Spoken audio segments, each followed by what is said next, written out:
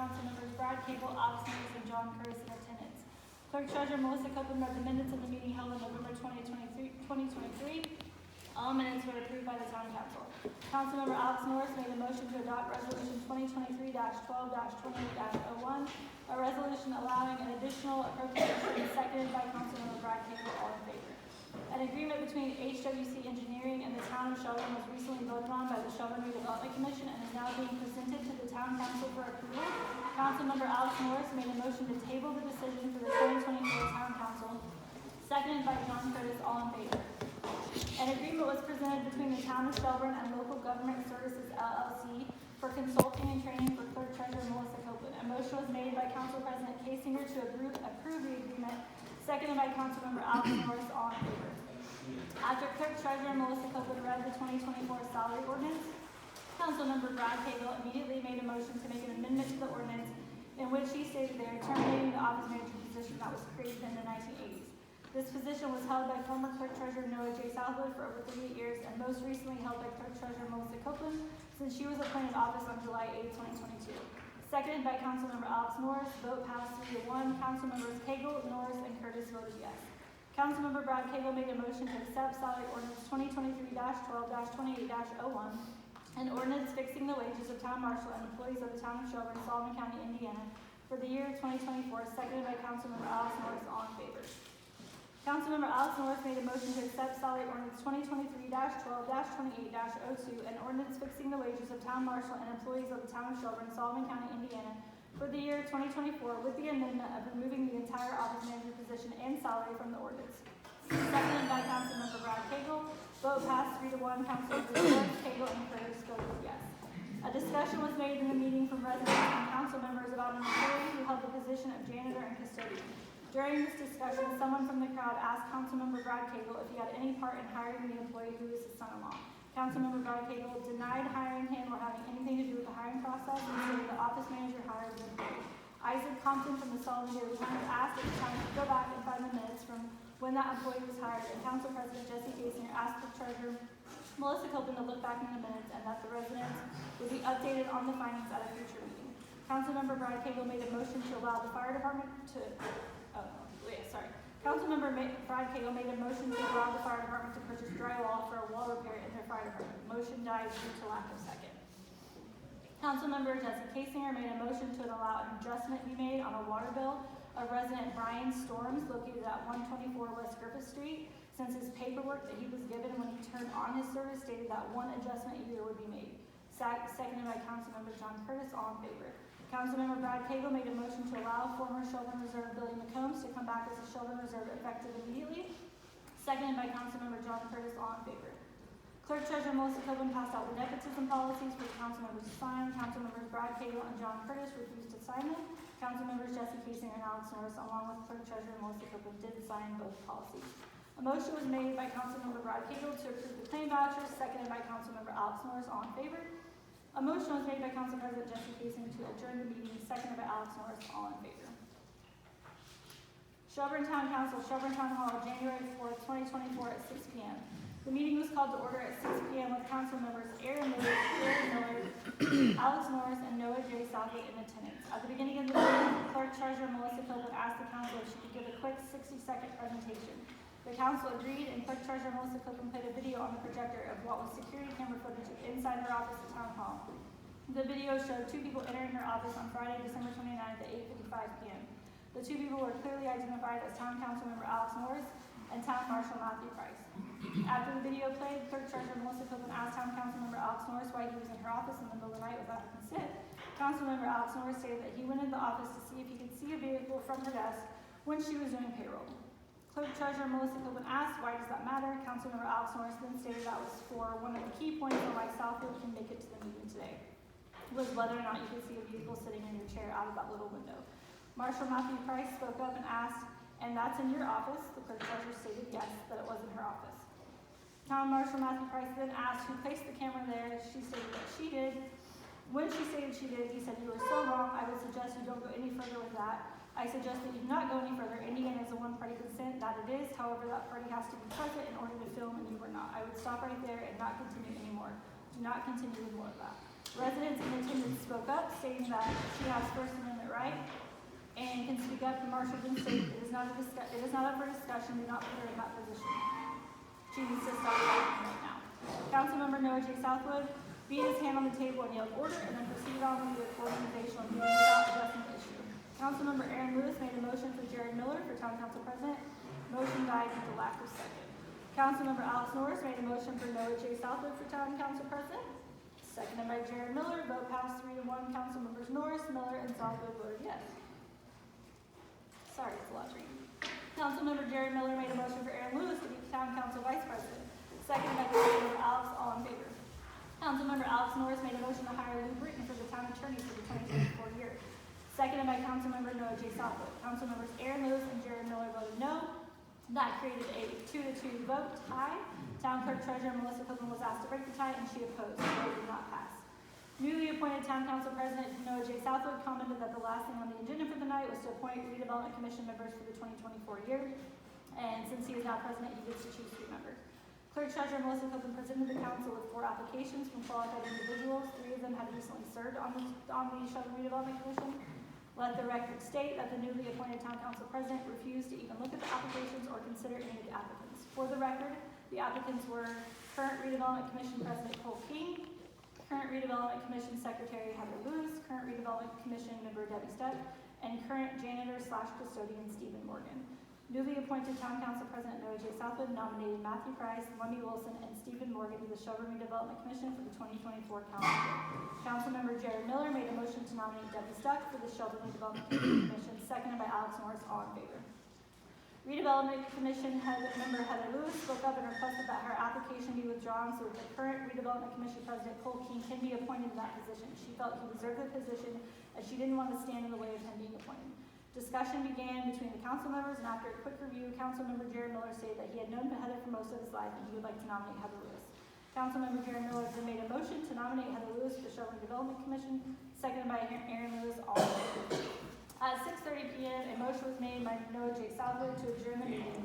Motion died to a lack of second. Clerk Treasurer Melissa Copeland spoke up and asked that the town council members remove the keys from town council member Alex Norris and town marshal Matthew Price until a full investigation into what they were doing in their office was completed. Councilmember Alex Norris made a motion to return their keys to town hall. A discussion began, and Council President Noah J. Southwood asked the clerk treasurer if she was satisfied with the outcome of the motion. She stated no, she was not satisfied and was not comfortable with the current outcome. There was never an official second or an official decision made on this situation. Council President Noah J. Southwood again entertained a motion to adjourn the meeting multiple times, and no motion was ever made. The residents in attendance wanted to speak up, and Vice President Aaron Lewis told the residents he would stay and listen to the concerns. The meeting continued, and residents were allowed to speak up and voice their concerns. At 6:51 p.m., a motion was made by Councilmember Jared Miller to adjourn the meeting, seconded by Alex Norris, all in favor. And then there was also a meeting on December 28th at 5:30. I know you guys weren't a part of that, but I don't know. Alex isn't here, so I don't know if there are minutes for that or not. I'm just trying to track down. Okay. Here's the 4th, and here's the 28th. I don't think you guys have to sign the 28th because you weren't in attendance, obviously, but I'll pass it.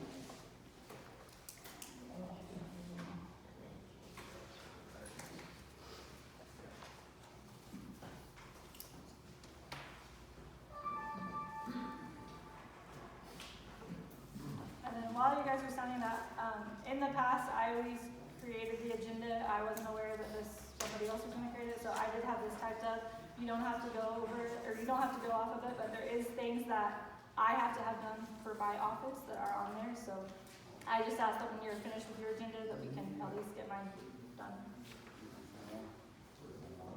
Oh, yep, sorry, I thought, is Alex here? No. Oh, sorry, my daughter was coming. Oh, you're signing there? Oh, okay, I signed it. All right. That's my fault. On the line, right?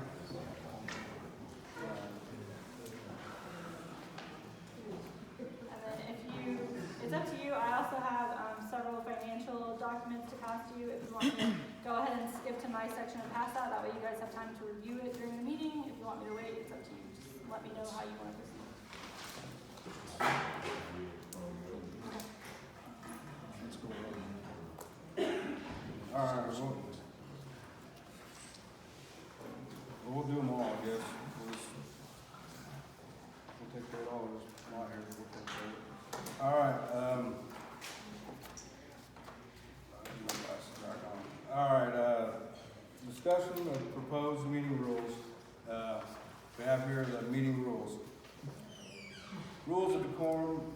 town meetings. Copies of this will be available in town hall or town website.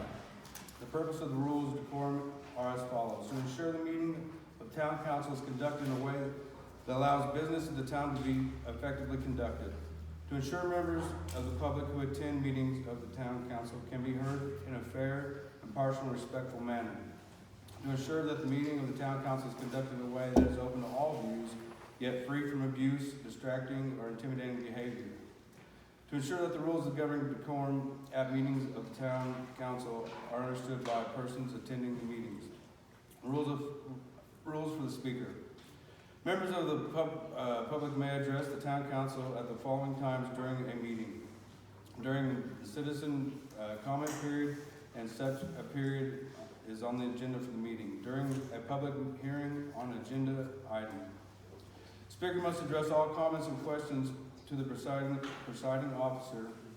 Speaker must limit their comments to 3 minutes. Rules of the members of the public. Members of the public shall not engage in any of the following during town council meetings: shouting, unruly behavior, distracting, side conversations, or speaking out when other people are talking. Defamation, intimidation, personal affronts, profanity, and other threats of violence.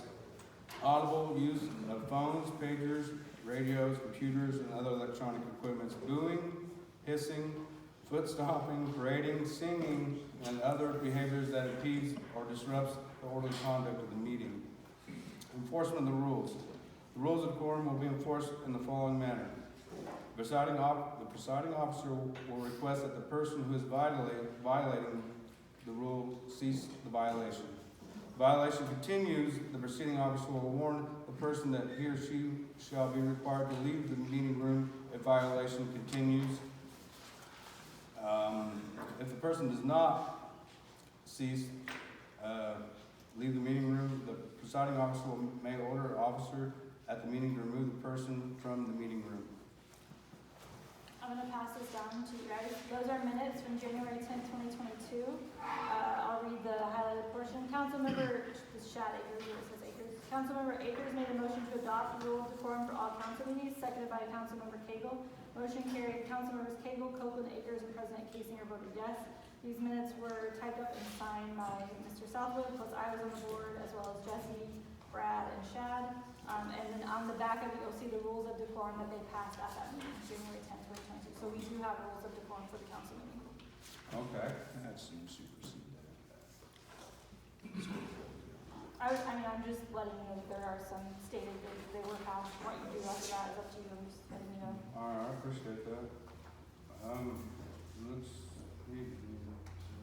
very similar, other than they get another minute. I make a motion that we just apply this new decorum. It seems fair, and all we were asking for really is to be able to do these meetings, take care of business, and listen to everybody's. So I put a motion in that we adopt this new decorum. A second.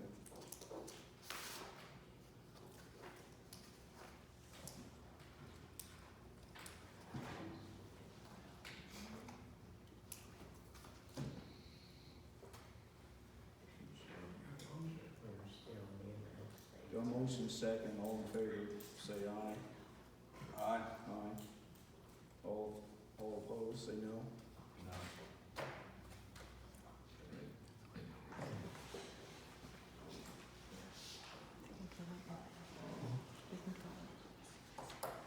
Meeting was died. All right. Well, second on the agenda is selecting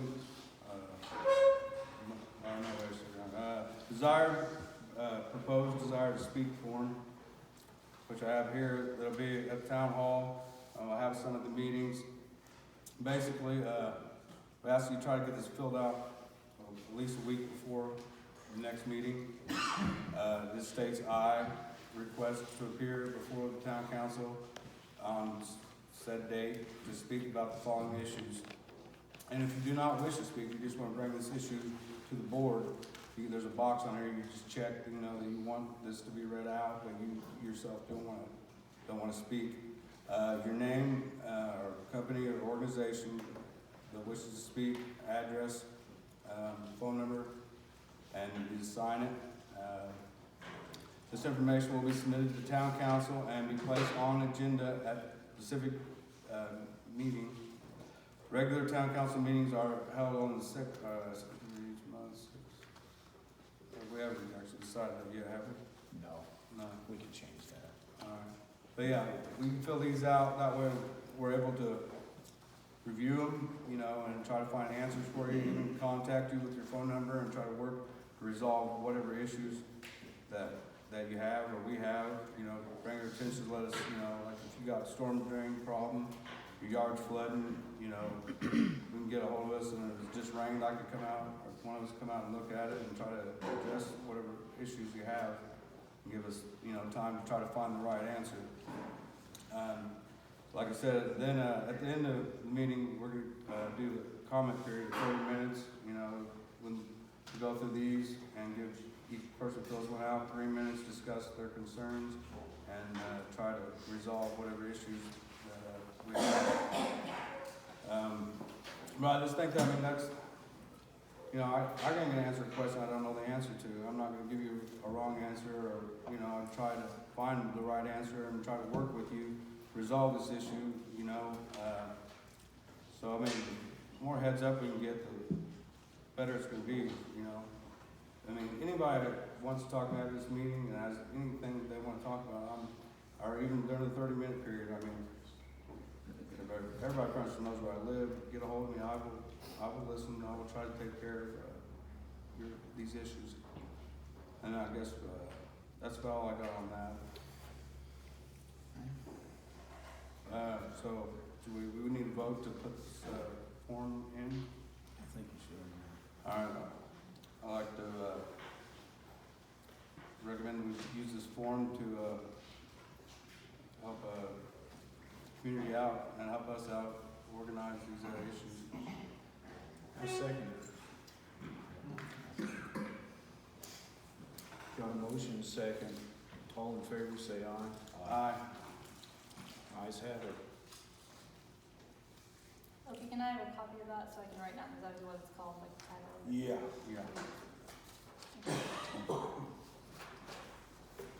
Okay, going forward, just like Jared said, we're gonna have a 30-minute public comment period after we go through all these line items on the agenda.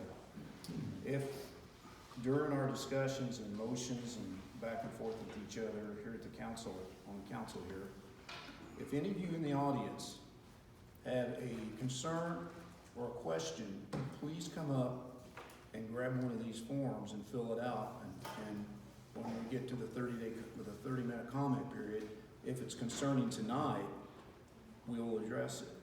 We'll give you 3 minutes to comment on anything that we are talking, discussing in this business meeting. So go with that. That's right there. Yes, sir. We got the agenda and the meeting rules, I guess, did not pass, but we've got the agenda and we have the speaker. Yeah, that's that one. Oh, it's flat back. You can sign that. And as Isaac's doing that, we're going to start. We got item number 5 on the agenda. It's discussion of the uniform conflict of interest disclosure statement.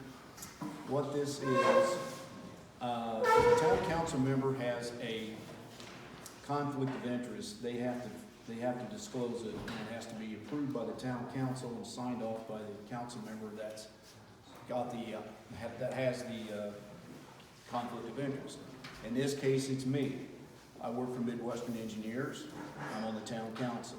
So by law, I have to fill out a disclosure statement each year and file it with the State Board of Accounts. So I've got this on the floor. I would like to entertain a motion to pass this uniform conflict of interest statement so that we can approve it and I can sign it and upload it to the State Board of Accounts. After it's approved, if it's approved tonight, I have 15 days to upload it to the State Board of Accounts. it also means that I have to abstain from any vote of any type of action, whether it's hiring Midwestern engineers or firing Midwestern engineers. I cannot vote, I have to abstain. Also, I get a salary of Midwestern engineers if the town would vote on any project in the future in 2024 to hire Midwestern engineers. I'm paid strictly salary. I do not get any bonuses for any new employment with Midwestern engineers. I'm paid strictly salary, and that's stated in this disclosure statement.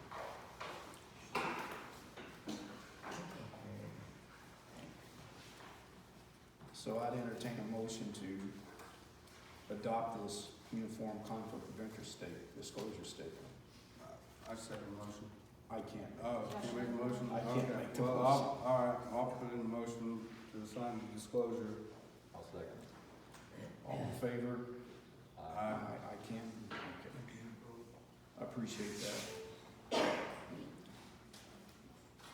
Like I say, I have to file this within 15 days, and it would be public record on the website, on Gateway, that a person can go online and see that.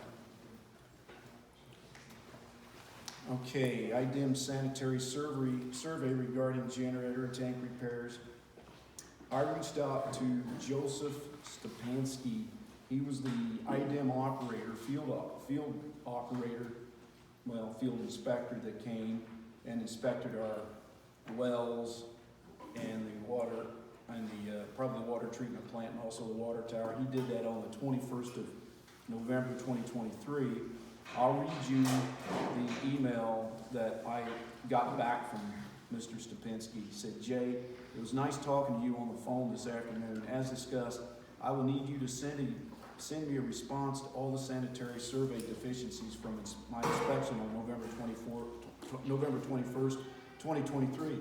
You also mentioned a meeting that is to take place on January 18, 2024 to discuss the ways to install a backup generator for the well field and water treatment plant.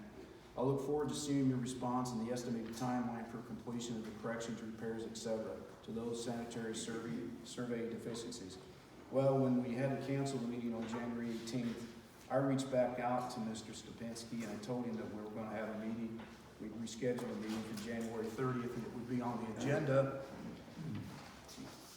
And we would discuss it at that point, and he had no problem with that. So that's why this is on item number 6 of our agenda. I think, Aaron, you had a suggestion on a individual that might be able to help us on this? On the generator? Yes. Yes. I contacted Jay and I'm gonna have to get hold of Dustin for all the specs on what he wants, and he's a qualified and certified generator dealer. Is he, He's from Edwardsport. Edwardsport? Is he got a PE license or is he just a gen? He does? He has a professional engineering license? Okay, because that was my concern. The only reason I say that is when this was designed years ago, it was designed by Midwestern engineers, and I don't want anything to jeopardize with IDEM since we're kind of right on their radar. I said he's doing Edwardsport and Bicknell now. Okay. So he can have us quote and everything by our next council, when we decide when our next council meeting's going to be. Okay. I didn't know all the specs on the generators. I was gonna have Dustin go over it. Like I say, he's doing Edwardsport and Bicknell right now. So. Okay.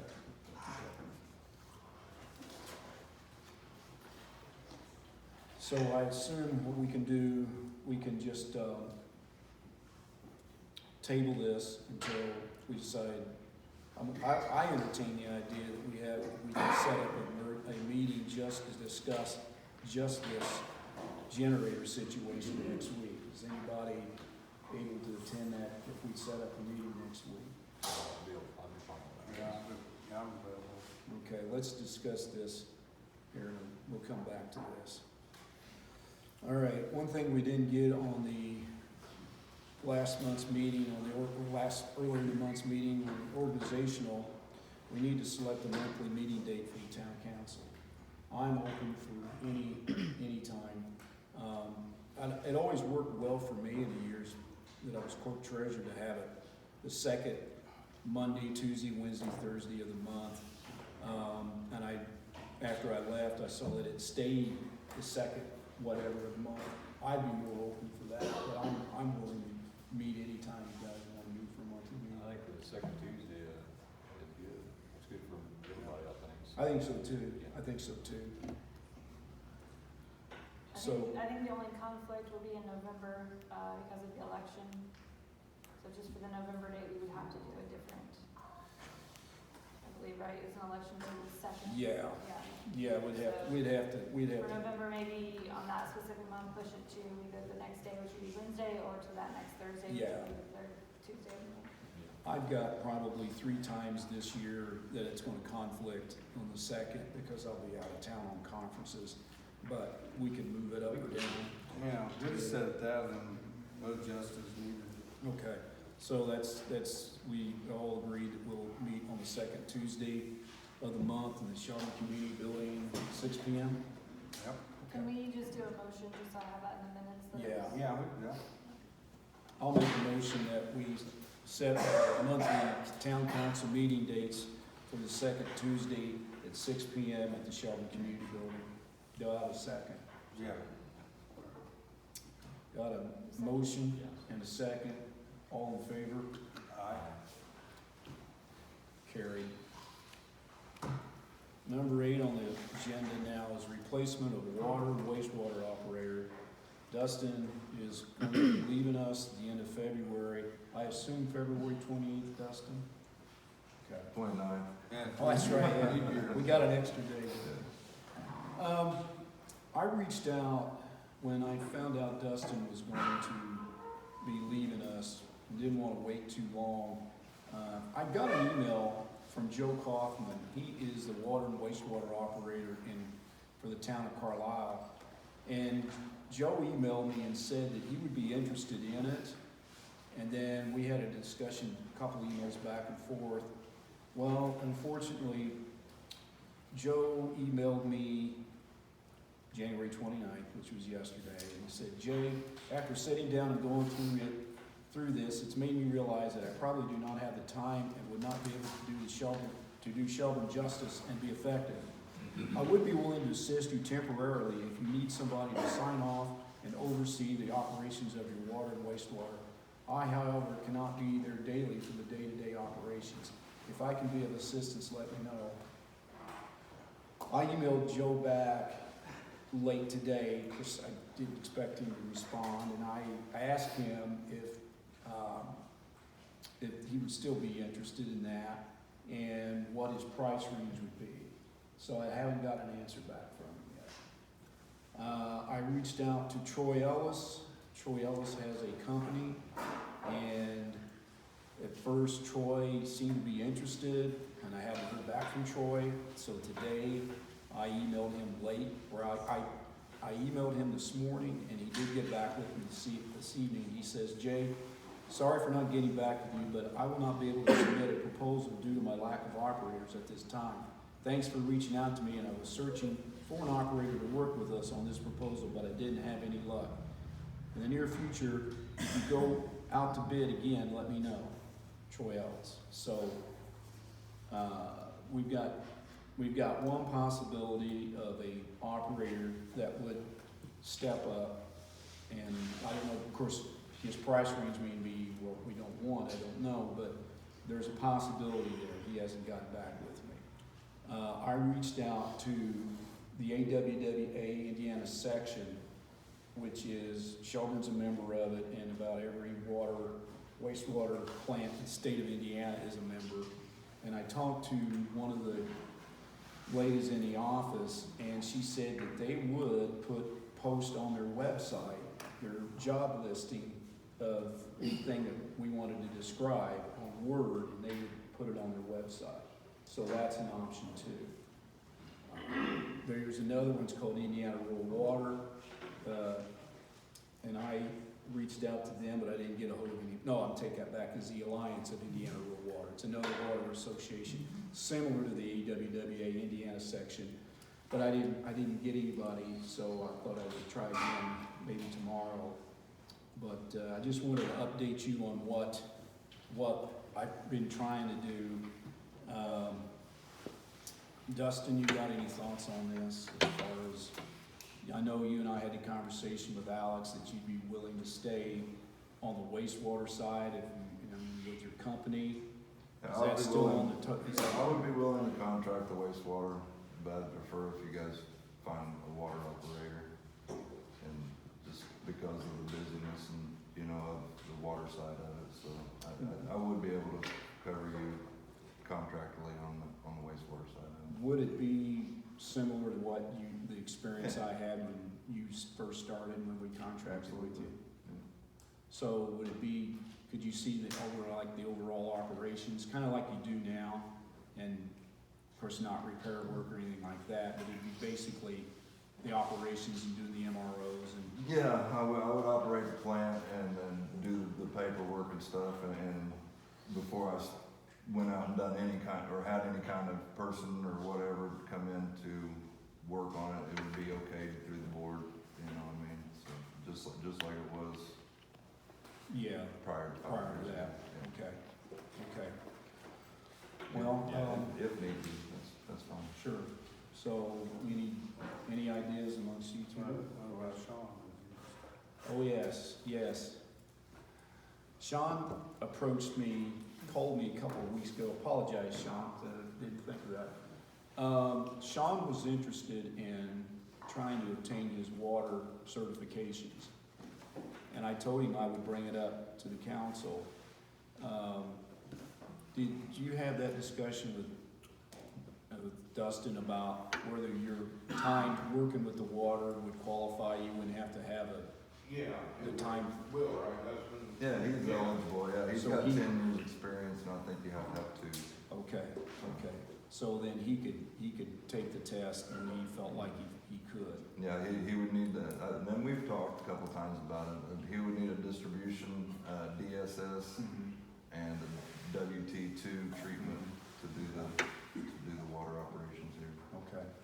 So that's an Actually, option. 2 different tests. Yeah, How yeah. long does something like that take? It would be up to him, Up to him. you know, he's gonna have to order a book, I mean, I suggested to him not just go in there, because Sean knows how to run this system, it's not a hard system, but the problem is you gotta know how to run All systems. all systems and by the book, you know what I mean, not all systems run by the book. So, it would be a feat just to go in and be like, and pass the test, you know what I mean, so I suggested to him to get the books and to study it for a couple months and do that. Well, we've got some options. Any of the council got any suggestions or avenue you want to explore besides this? Or? I like to throw me up if you could to get certifications. Well, it would be, yeah, I've totally agree with you because it'd be somebody that's lived here all their life. And the goal is, I've always thought, is to try to have employee people in Shelburn. Nothing against Dustin, he's been great. He's been great to work with, and I hate to see him go, but that's his life. It's where things go. But I wholeheartedly agree with you. I think if Sean would be willing to want to do it, then let him do it. You know. But just to confirm, we would still need someone to run sewer, right? Could you put a proposal together for us, and we can consider it next month? Yes, sir. You said there's a website that specializes in, the set of skills we need? Well, we pretty much tell the skills that we need, the licenses that Dustin just said required, and Advertise? it can go right in their website, and that website goes all over the country, basically. But it really would pertain and drill down to all the water and wastewater utilities in the state of Indiana, large, small. We just put down what the licenses is required, and it pretty well takes off from there. Because the ones that's gonna apply are the ones that's got licenses. They're not, they've already, they wanna move on, they wanna, transfer from someplace else. So you're gonna get, now, qualified, good people, I don't know, but you will get some, I think you will, I could be wrong, nobody might not apply. just with Troy Ellis, Troy's had a business for years, and he just said in his email he's having trouble finding operators. So whatever you want to do. And to be clear, I mean, if we sign an agreement or whatever, and the next day somebody comes in, or a week later, you guys just give me a notice, I would like to finish out the month, I hate splitting the month between operators, because there's a lot of paperwork that you don't wanna be, so if, you know, next month we get it, and you get somebody in the middle of February, I can step out in March 1st. Totally up to you, or up to you guys. So, do we want to set this up and post it in the AWWA? Do we want to wait and get a response from Joe Kaufman to temporarily do the operations for both? I'd like to wait for, see if Sean gets certification. That's great. That's my feeling until that point. Well, maybe Joe Kaufman would be willing to do that. He acted like he was pretty open to whatever we could do. Now, I don't know, when he said temporarily, I don't know. The thing is with the water, Sean's doing the weight, would be doing the maintenance, him and Joel anyway. So he'd just be coming in, basically signing off on things, probably doing the testing and that, and that'd be about all we'd have to do. We could even still do the testing, He basically just signs off on it, yeah. Yeah. Dustin, would you consider, if it's gonna take Sean a couple months to study and get his test, would you consider sticking around for water and sewer? I'll sign on for Sean for a couple months, absolutely. Okay. Alright. Sean, do you think you could be ready in 2 months? Give it a shot. Yeah. Now, we discussed money, you and I, and I told you I'd bring that up, and I'm only one of 4, of course, tonight only one of 3. That's up to the council, what they would wanna do, you know, if you passed, you know, you should, in my opinion, you should get more money because you're more valuable to the system. So that's my opinion. Now, how much, I don't know. We could discuss that, you know, in the next meeting and give these guys a chance to kind of look at things and maybe come up with some type of an agreement or something. That's just my suggestion. What do you guys? What's your idea? Yeah, if he does the work, he needs to be rewarded for it, and that's the way it works. That's why he worked hard. Move up. Yeah, I mean, like I said, I can't put a number out there, but I mean, yeah, we'll definitely, there'll be an increase in wages. And I think it should be more than $1 an hour. Yeah. So, Yeah. It's not a simple feat.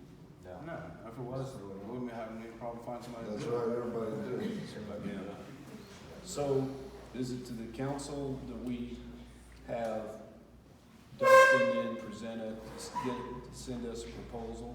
Yeah. Yeah. And then if it's okay with the council, I'll just, once Dustin gets it to me, I'll forward it to Terry Modison and have Terry review it. And maybe Dustin set a pay wage to you, so.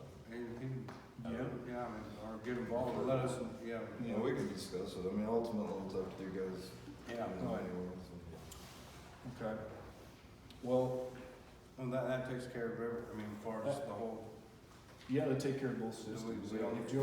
If Dustin's willing to do it, Sean's willing to take the test, and Dustin's willing to enter in a contract with the town of Shelburn with his company to do the wastewater, we're covered. oh, yeah.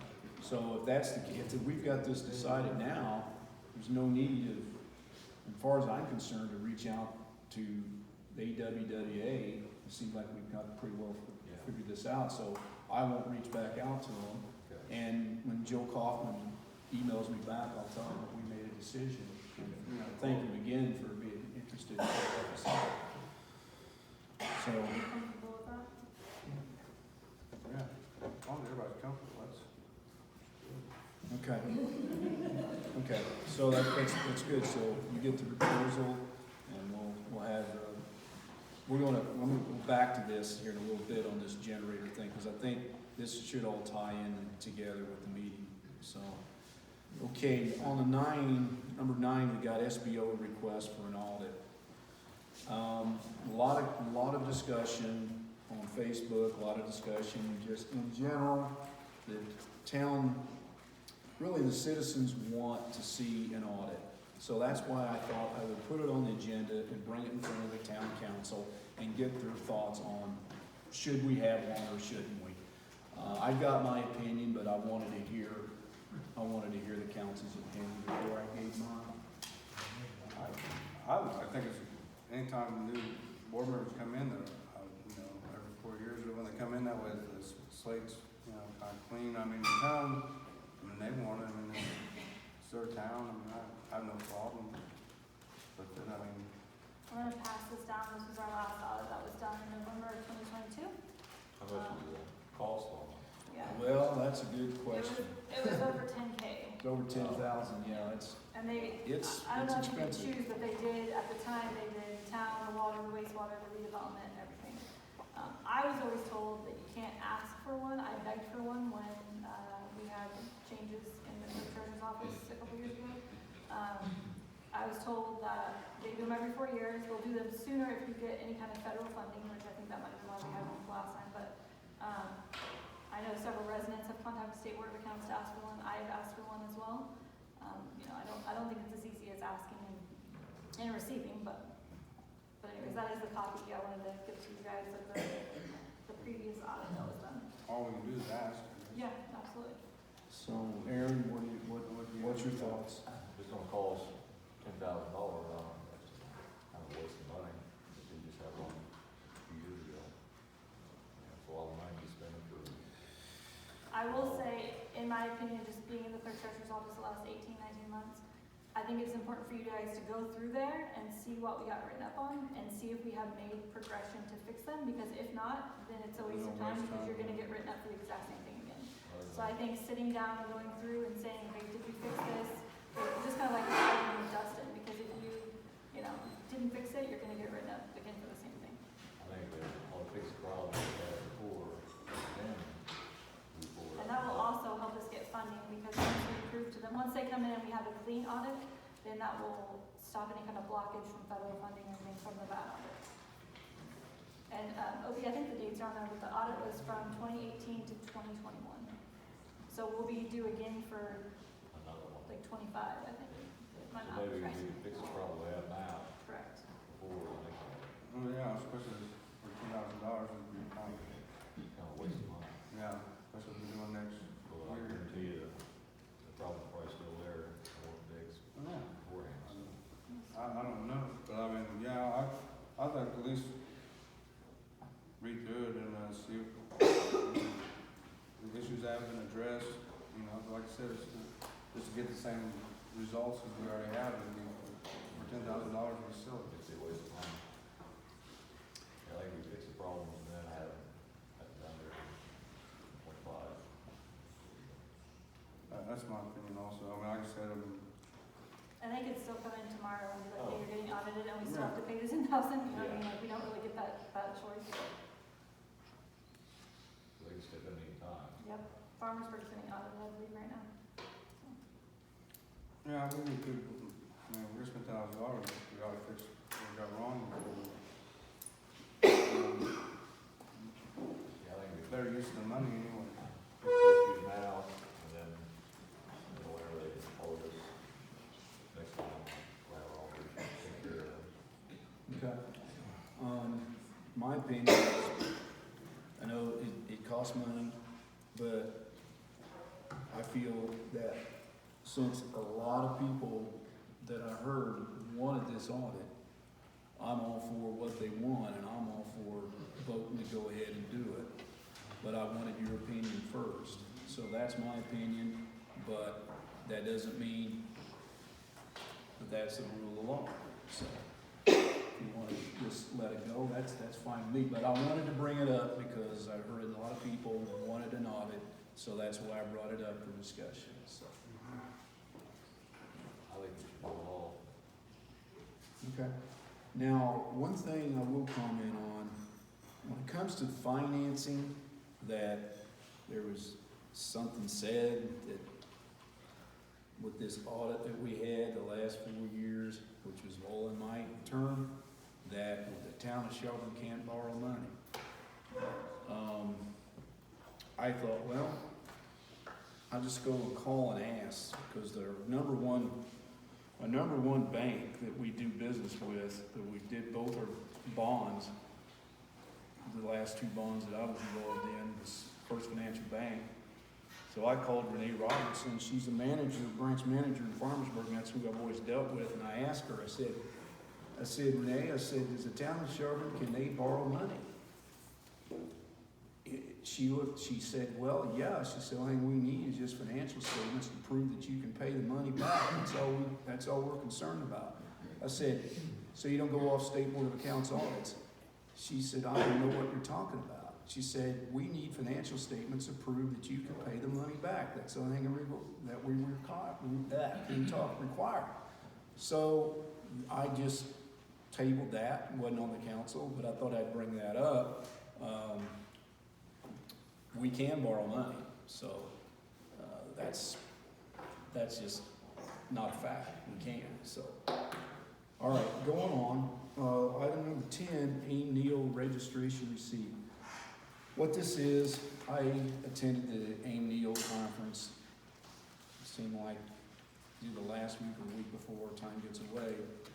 And what I did, I put it on my yeah, I don't want to say that, town credit card, my own personal credit card. I don't have, for the record, I don't have a town credit card, nor do I want one. But I paid it on the 12th of January, and it was $329, and it went to me, Jay Southwood, council member. And what I'm asking is if the town would reimburse me for that entry fee. I did go the entire conference. I attended a lot of the classes and met with a lot of course I know a lot of clerk treasurers and council members, so yeah, I networked with quite a few. So that's why I brought it up when I put it on the agenda. I just wanted to entertain the idea of see if this. Yep. In fact, I made copies of it. It was similar to the one that the three of you went to in December, only it was More in depth. exactly more intense, more classes and that sort of thing. They had an exhibit hall. And, These are classes. it was the entire conference registration, which it started Tuesday, Wednesday, and Thursday. I was there all 3 days.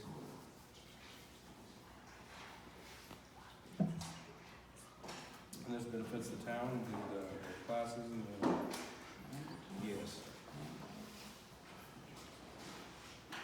And this for entry level new electees, is this for new electees or? Mm-hmm.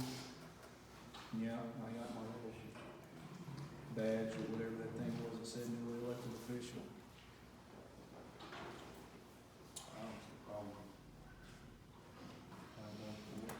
Where you been paid for your other company you work for, or? Yes, but they didn't register me. We had an exhibit booth, and I worked it as part of working for Midwestern Engineers, but they paid for my hotel room, they paid my salary, and they didn't pay for the registration. I was not registered with Midwestern Engineers for this.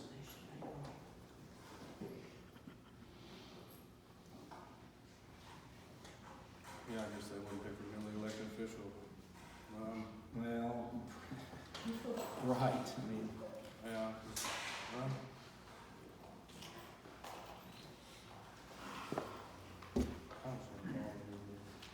I think it does say pay. If you want to continue there for us. I'll put in a motion that we reimburse Jay Southwood for the newly elected official classes. Second that. all in favor, say aye. Aye. Motion carried. All right, on the 11th, Can we skip to 12 first and Sure. come back to 11? sure, Um, go ahead.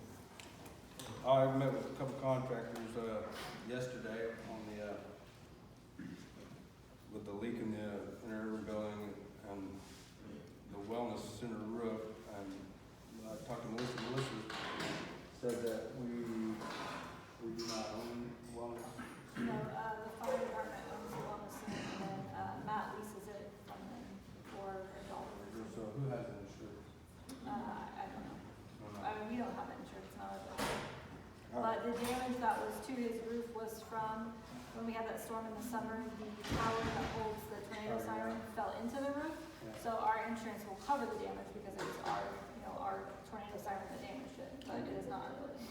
Okay, well, I got estimates coming, should be here maybe this week, but by next week for the damages to the roof. The first, contractor I went on the roof with, they both pointed out the same spot, and, our case is to the blackjack, it's just a spot that just cracked open where they tarred it, and it's coming in right by the ventilation and stuff.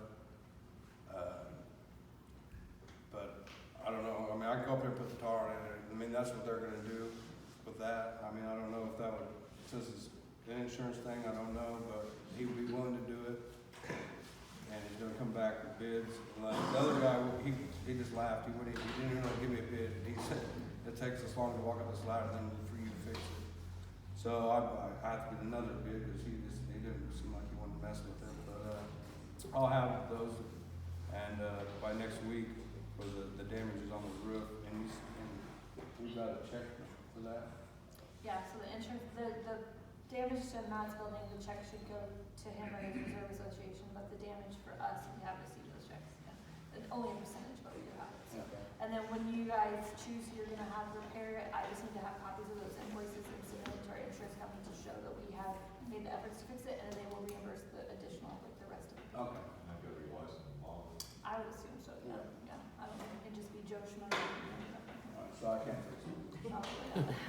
I could, but I won't. All right. All right, well then like I said, by next meeting, we'll have, I hope I'll have resolved the leaks then. And then we got, number 11, the possible lawsuit discussion. You got, you got that? And I I got- saw it. Yeah, I emailed it, hopefully you guys. got it. Yeah, all right. I don't think I got it. I didn't. Okay, this, is this the one, is that the same one? Dated December 14th? Yeah, Yeah, that's okay, that's it, all right. Okay, we are, the town is being sued, No, not being sued, being threatened. being threatened to be sued No suit. by, Mr. Akers and the Recovery Plus and Signal 40. Basically, he's felt that he's not getting equal opportunity to tow vehicles. I don't know how you guys wanna address it. I think we need to go in the rotation like the sheriff's department has and solve them. Like I said, I read through this, what I gathered from it is, I really like some of the way that sounds worded, you know, as far as, does kind of sound threatening. At times I've been in it too, with Mr. Akers, and I'm not going along with Mr. Price too, but I think they're, you know, they need to get along and not involve the town. I mean, if we won this case, if they did go to court, we wouldn't win anything. I mean, if it did go to court, it's really like just a lose for us. So if we won, then the only thing we'd win is Mr. Price would get to pick who tows vehicles out of our town.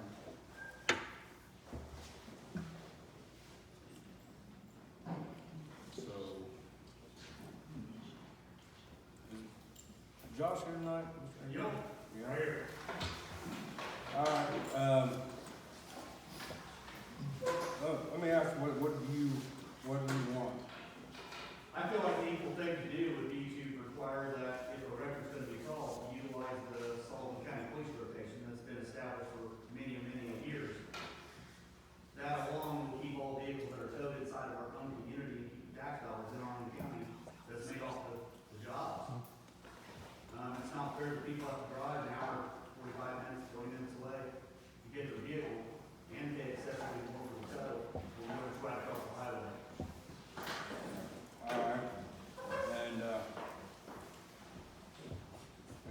Price, what do you have, why would you have a problem with, Yeah, so, I have a policy that states that we can use any tow company that we want, as long as they're a reputable company.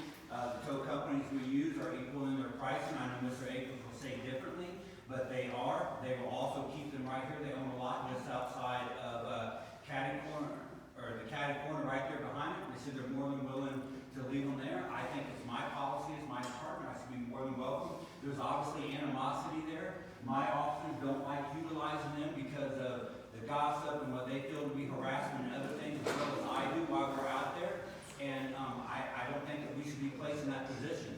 We're not putting any residents or anything like that at any more exposure to cost or time or anything. If anything, we take more time to wait on the tow than anything else. They've already told me that they keep right here. I don't see an issue with it. And I mean, I've already spoken with you guys privately about it and the things that are said and the phone calls that you reach, and I think that in itself would be enough to allow me to keep my policy. It's always worked, it hasn't been a problem, and I think we should maintain that way. and now it is a problem, apparently. I mean, like I said, I mean, you two don't have to like each other. I mean, but when it comes to the community being sued, the only thing, I mean, you guys, you don't have to like each other, you don't have to drink beer together, but for the community's sake, you need to get along. I mean, at least in front of the people. I mean, it's a lawsuit against the town. yeah, and I mean, I understand maybe you guys got issues with each other, but you need to drop that and what's best for the community and what needs to be done. Mr. Akers, if you agree to sign something saying that you'll be fair on cost and, you know, competitive cost and treat the people with respect and their vehicles with respect. We're very fair on the cost. We charge exactly what the Indiana State Police allows us to charge. All right. There's nobody else on rotation. So there's no one else on rotation. It's a monopoly. He owns one business, his wife owns the other business, they both go into the same household. He does not, his business is not in our town. We receive no tax dollars from it or anything like that.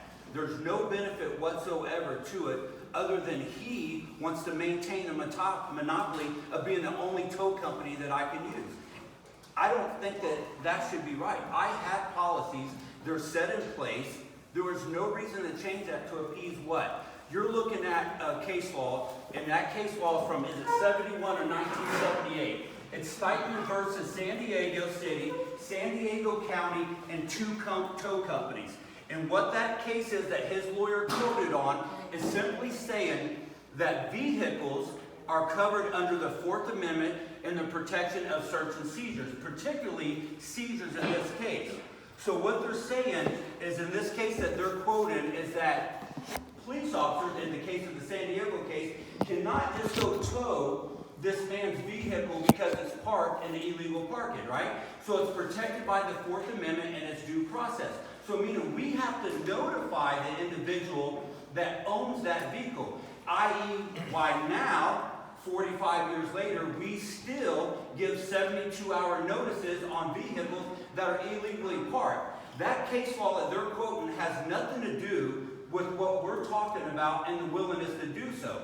So Mr. Akers has reached out to several board members, stated one, first that it was Indiana law that I had to use his rotation.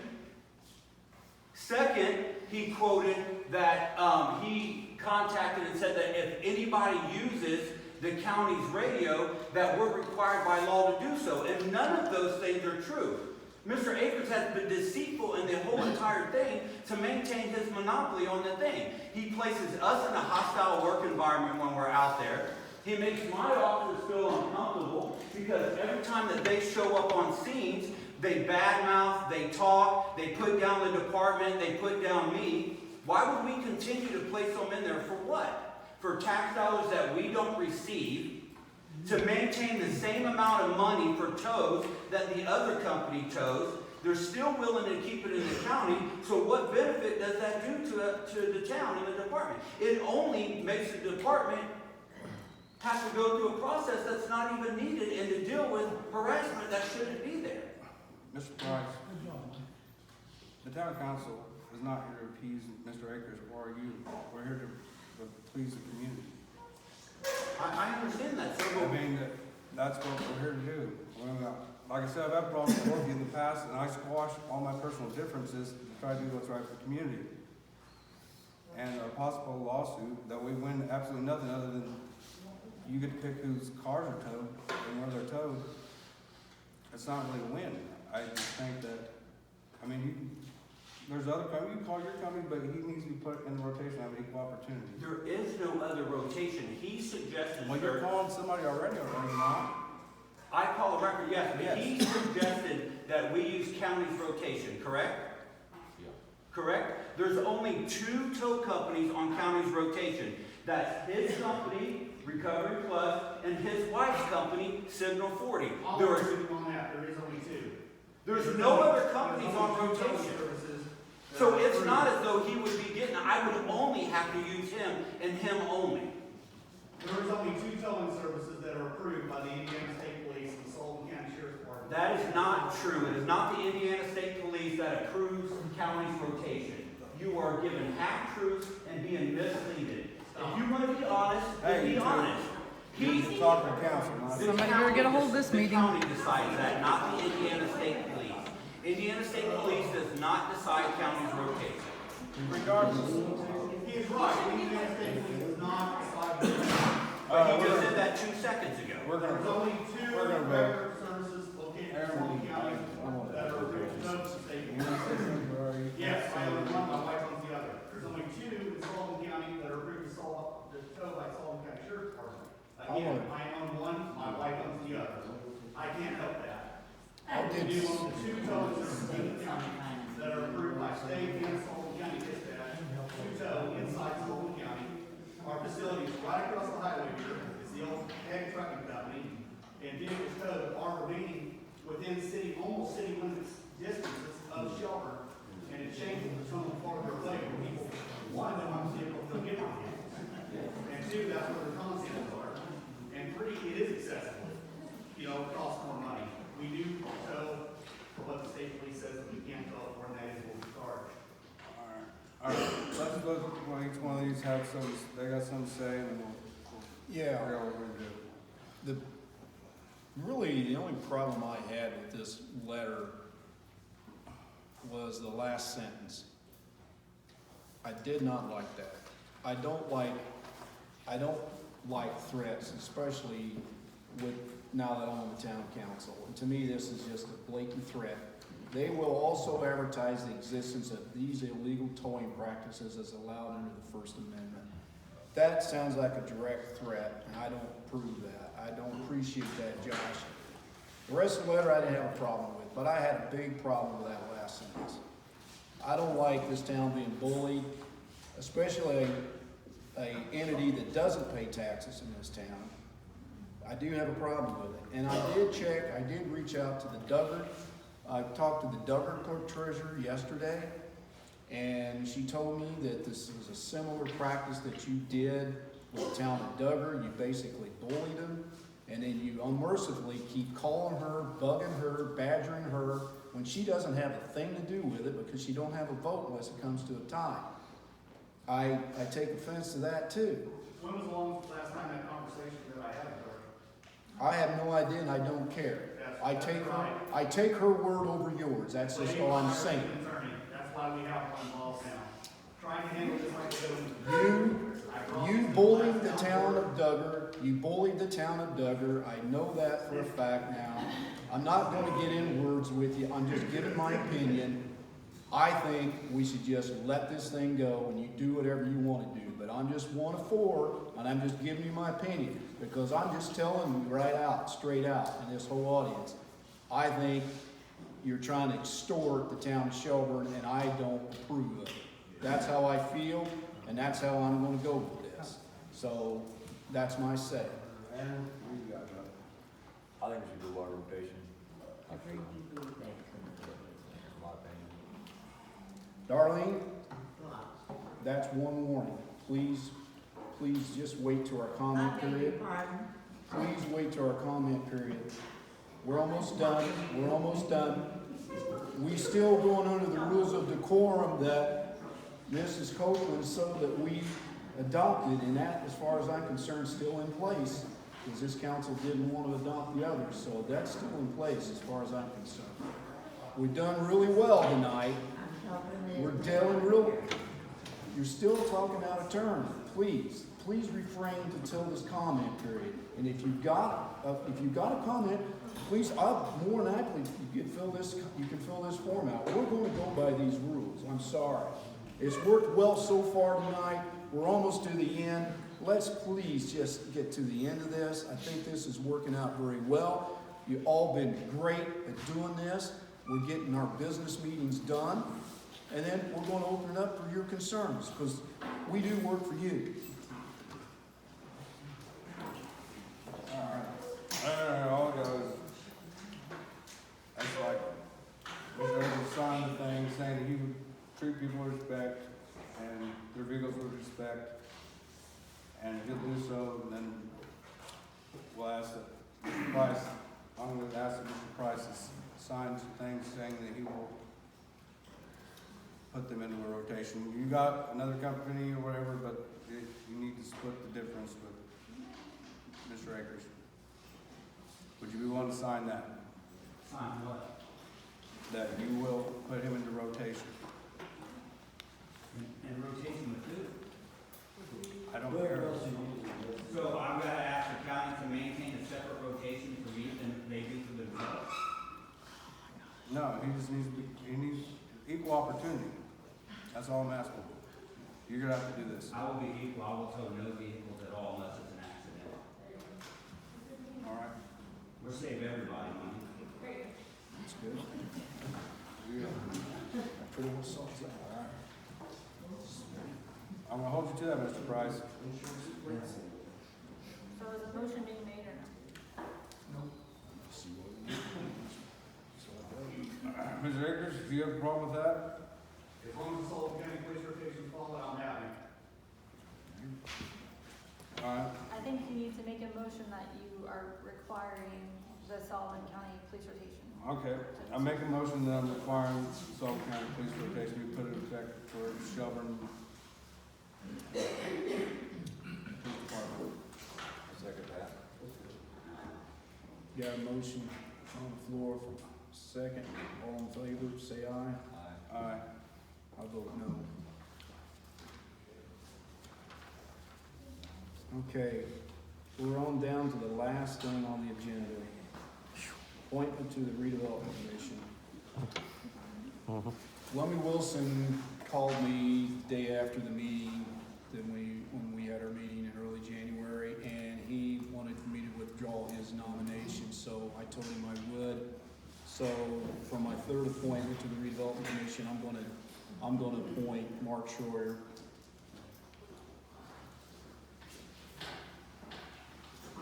Okay, that takes care of that. Now, we need to, let's go back and let's set a meeting for our sanitary survey regarding the generator and tank repairs.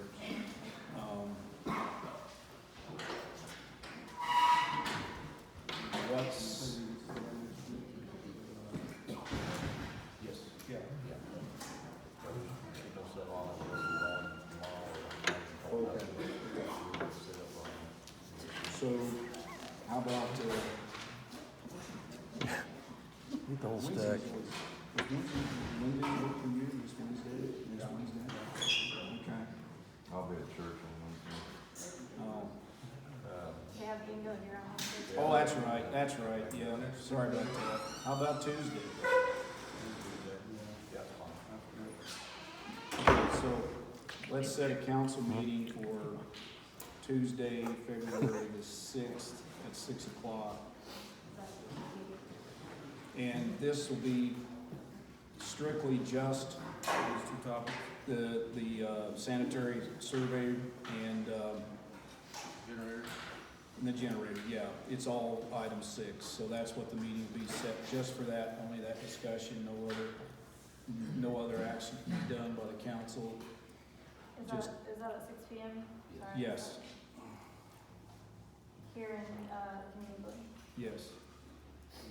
And also, starting on Thursdays, starting this Thursday and every Thursday in February, I will be holding recovery meetings in the community building at 6 o'clock for anybody that would like to come out and knows anybody that would like to come out. And we'll see how it goes from there. I was running for a while, then nobody was coming, but now people in the community have reached out and asked if I start them back up. So we'll be having every Thursday at 6.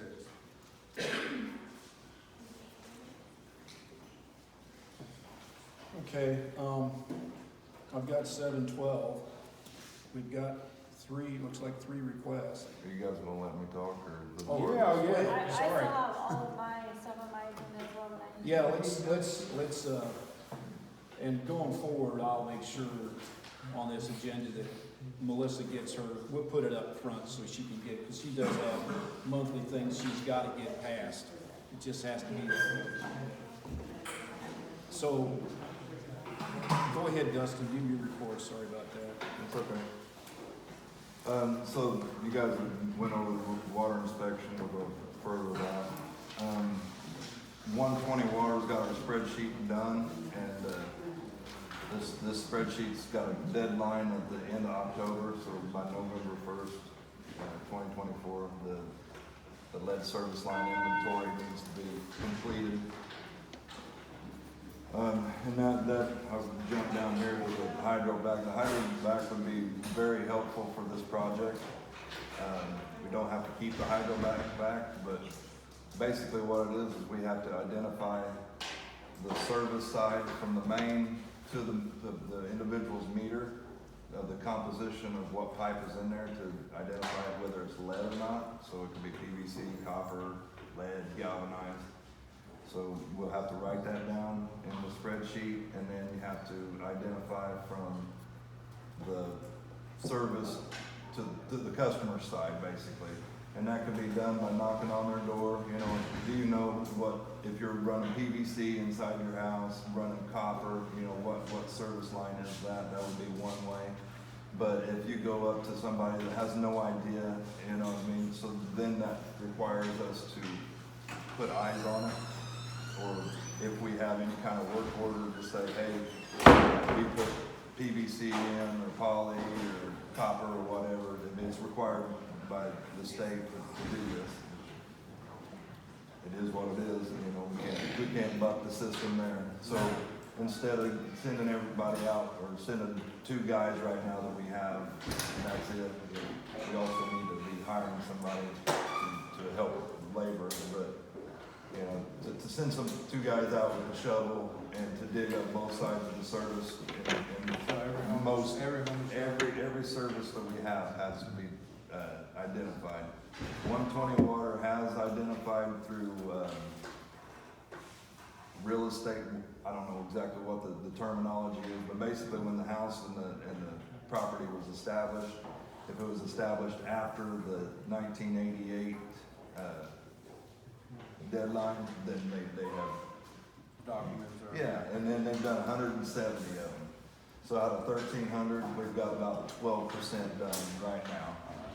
And we had the people from the access people going through town, and we've been working with them and peeking in their holes, and you know, so a lot of the places where they went, they've had to pothole because they're boring, and when you bore, you have to, if we got a utility there, they have to identify that utility. So there's a lot of those utilities on our side that we've known. You know, Joel and Sean's been on site for a lot of them. And, you know, it's no secret that we've had a bunch of hit lines and stuff, you know, so we do know some of them, but the customer side is the big mystery, you know what I mean? So we got 1,300 customer side of the meter that we have to identify.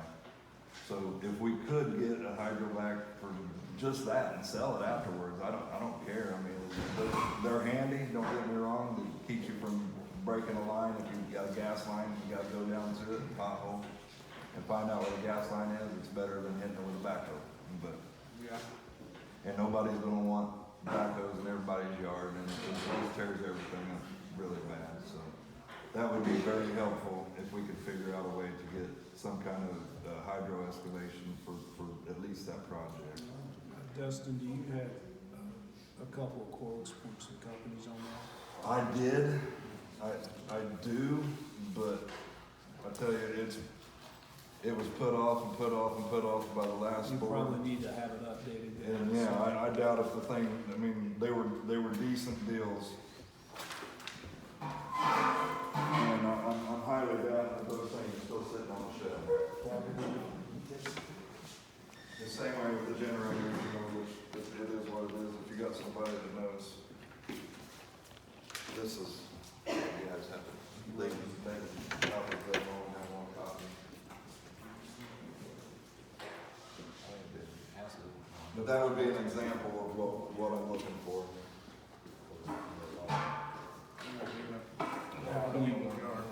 Can you give a suggestion on vendors, or is that just something There's are a, they on the? yeah, and then basically all I did was Google them and they come up. Okay.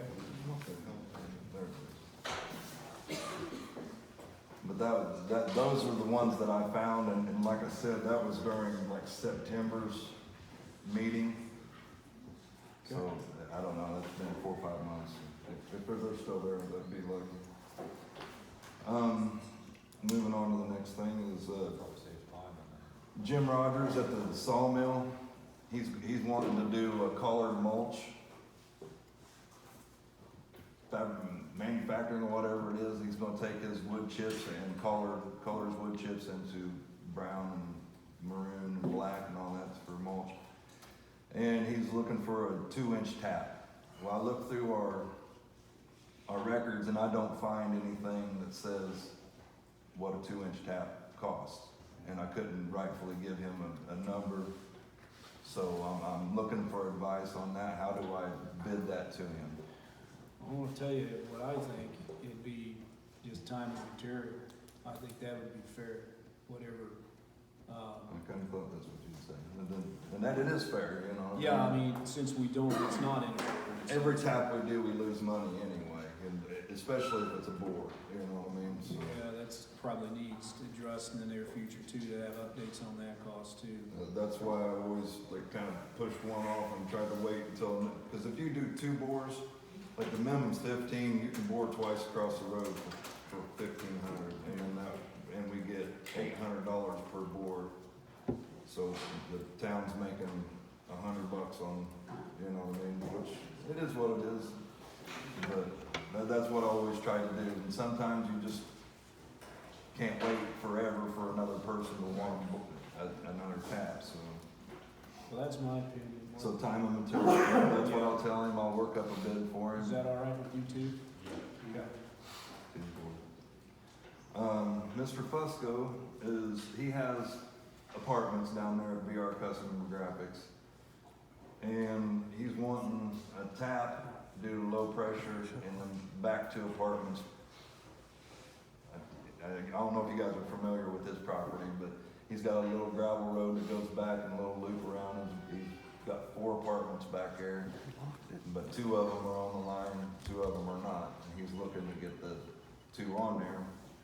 And he was asking for me to just do it, and I'm like, I have to get this approved for you guys. And he brought up the fact that there's 3 houses on the west side of the road. I don't know what county road that is. It goes in front of VR Custom Graphics, but they're on the west side of the road there. And we had an old main in between there and 41. And we had a water leak that was ongoing and ongoing and ongoing.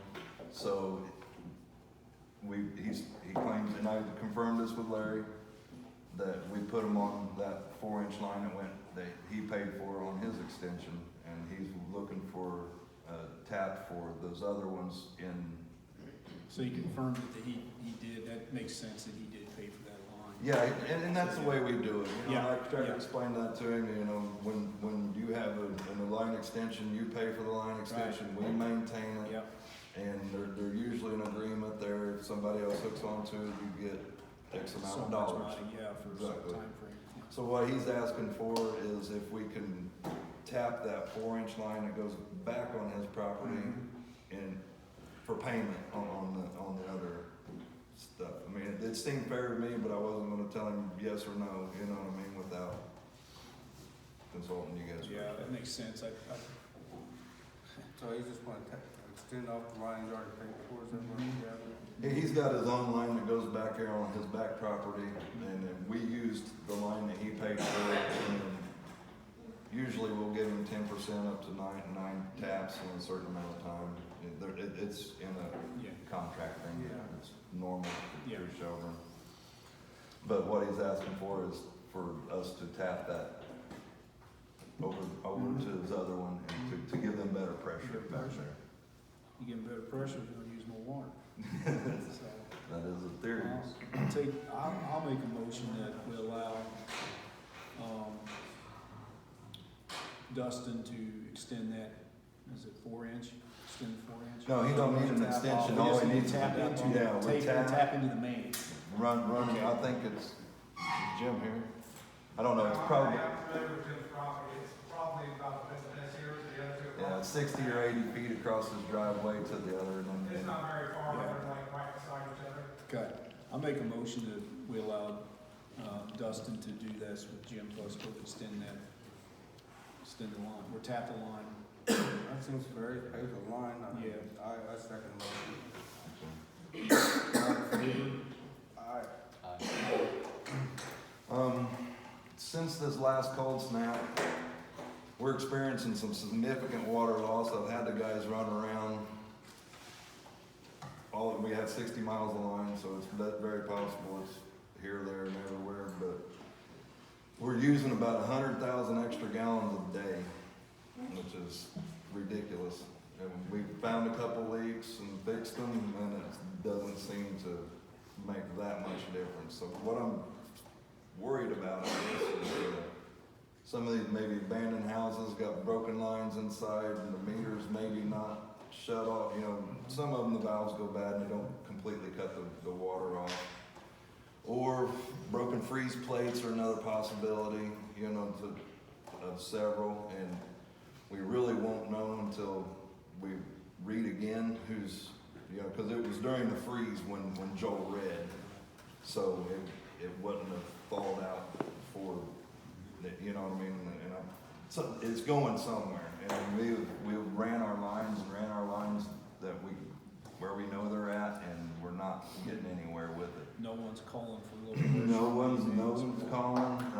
If the town can go, you know, check their lines. You know, I know there's people with broken lines, and I'd had to turn them off, and I've not even been asked to turn them back on yet. So they're, you know, maybe short on money or whatever to get their stuff fixed. So, you know, but I'm just afraid that somebody's going to end up with $1 million bill. You know, not really, but you know, people can't afford That's right. several $100 bills. And So is your suggestion wait until Joel reads the meters and we have the usage? That's our protocol, is just to read them, and then you know, Liz will go through and find the high usages. You know, Joel will get a flag on his machine of high usage or zero use or whatever.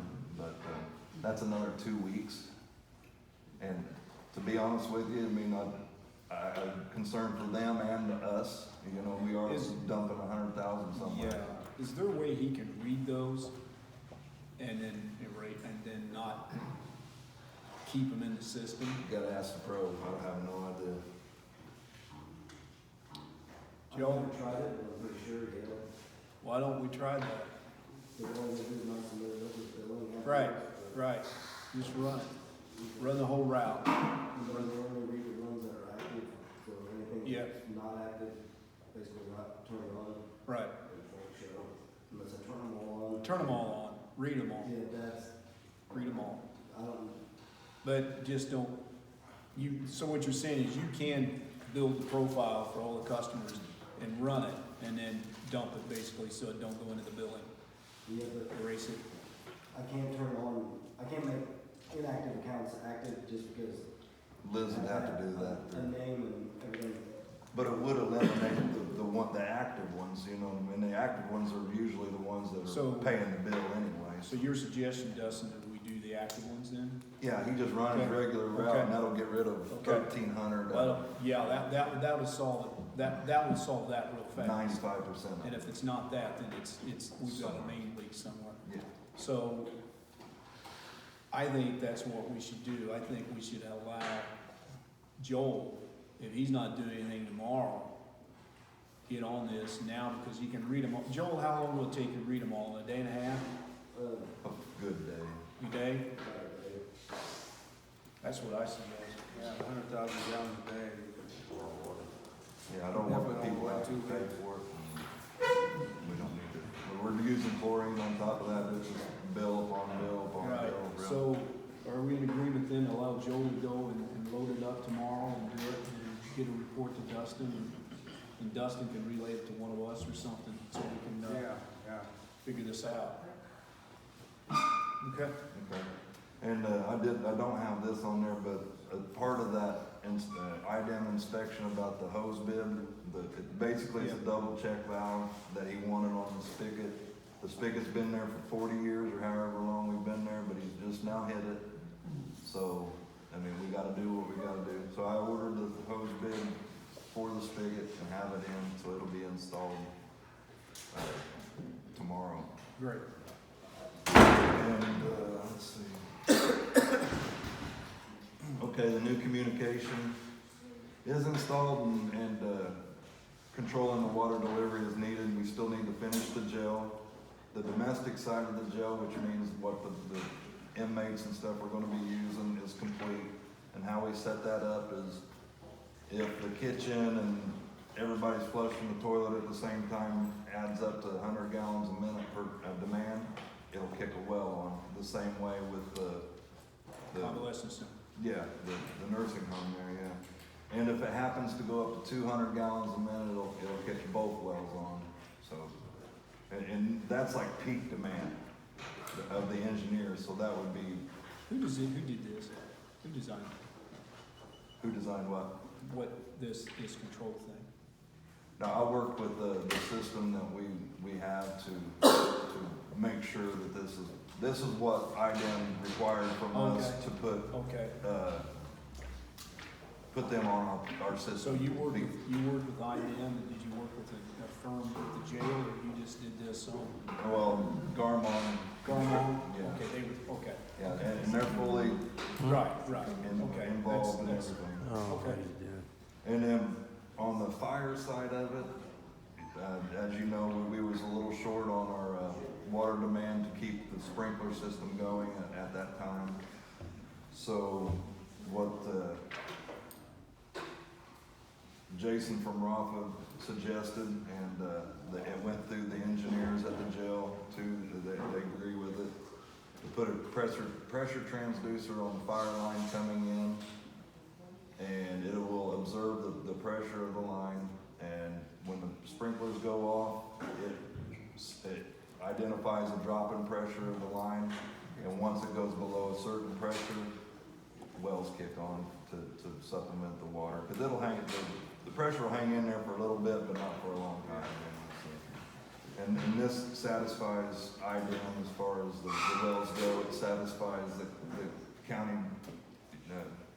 commissioners and Garmon as a engineering firm. Good. We have a 4-inch meter to replace the old turbine meter out at the chlorine shed. So that thing rolled over $3 million now.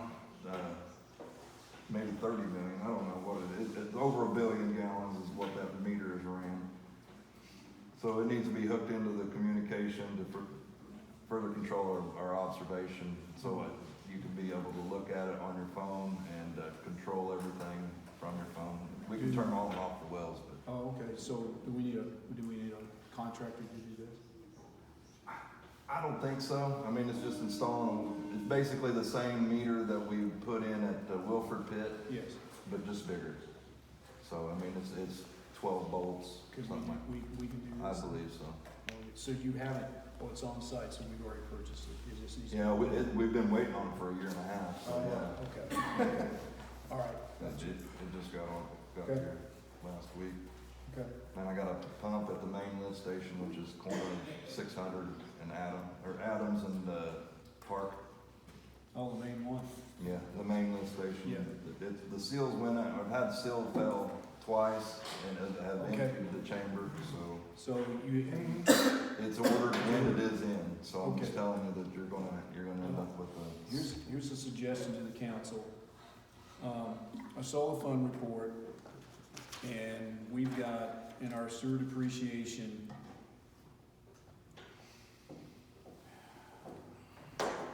$374,000. My suggestion, and this is up to the council, of course, my suggestion is pay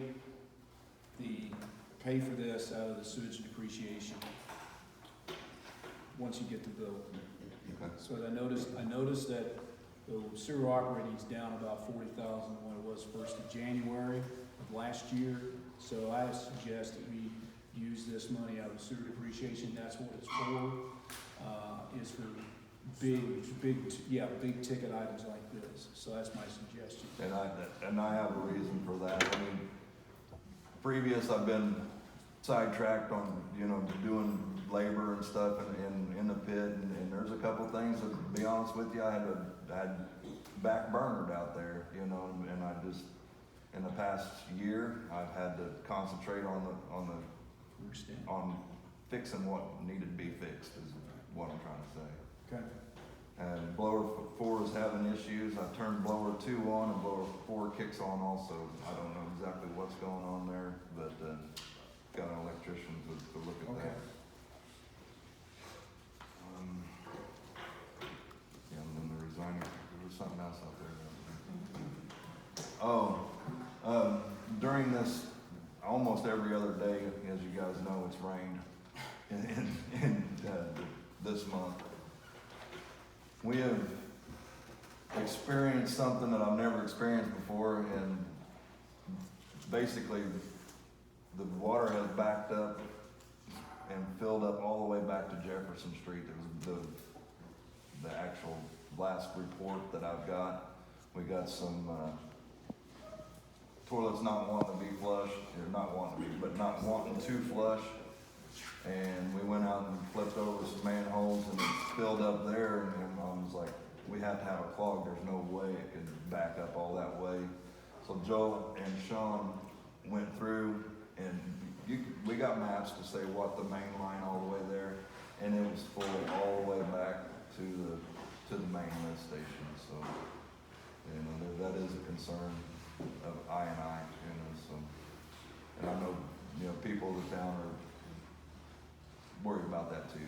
Nobody wants their toilet not to flush. So, in your opinion, I'll throw this at you, and what's your opinion on it? This system's all clay tile. Clay tile was put in 73, 74. The original sewer plant went online in March of 75. It's all clay tile. It's crumbling. Yeah, It's not getting better. We So need that's a what's line happening. project, yes. Yeah, and like the cemetery lift station, for instance, it gets overwhelmed quick. And I had Larry, and I can't remember who was working with us at the time, try to track that down. Well, you have this sanitary sewer here, and then you got the storm drain going down the same road, which is Division Street, or Pennsylvania Division. Pennsylvania. You look at the bottom of storm drain, and it's rock bottom, and then you got a clay tile storm drain. There's sanitary sewer over here. So to me, it's just transferring. When the storm gets full, it just transfers straight over there because the pumps are pumping it out. And so I mean, there's some key spots in town that I would suggest getting a project.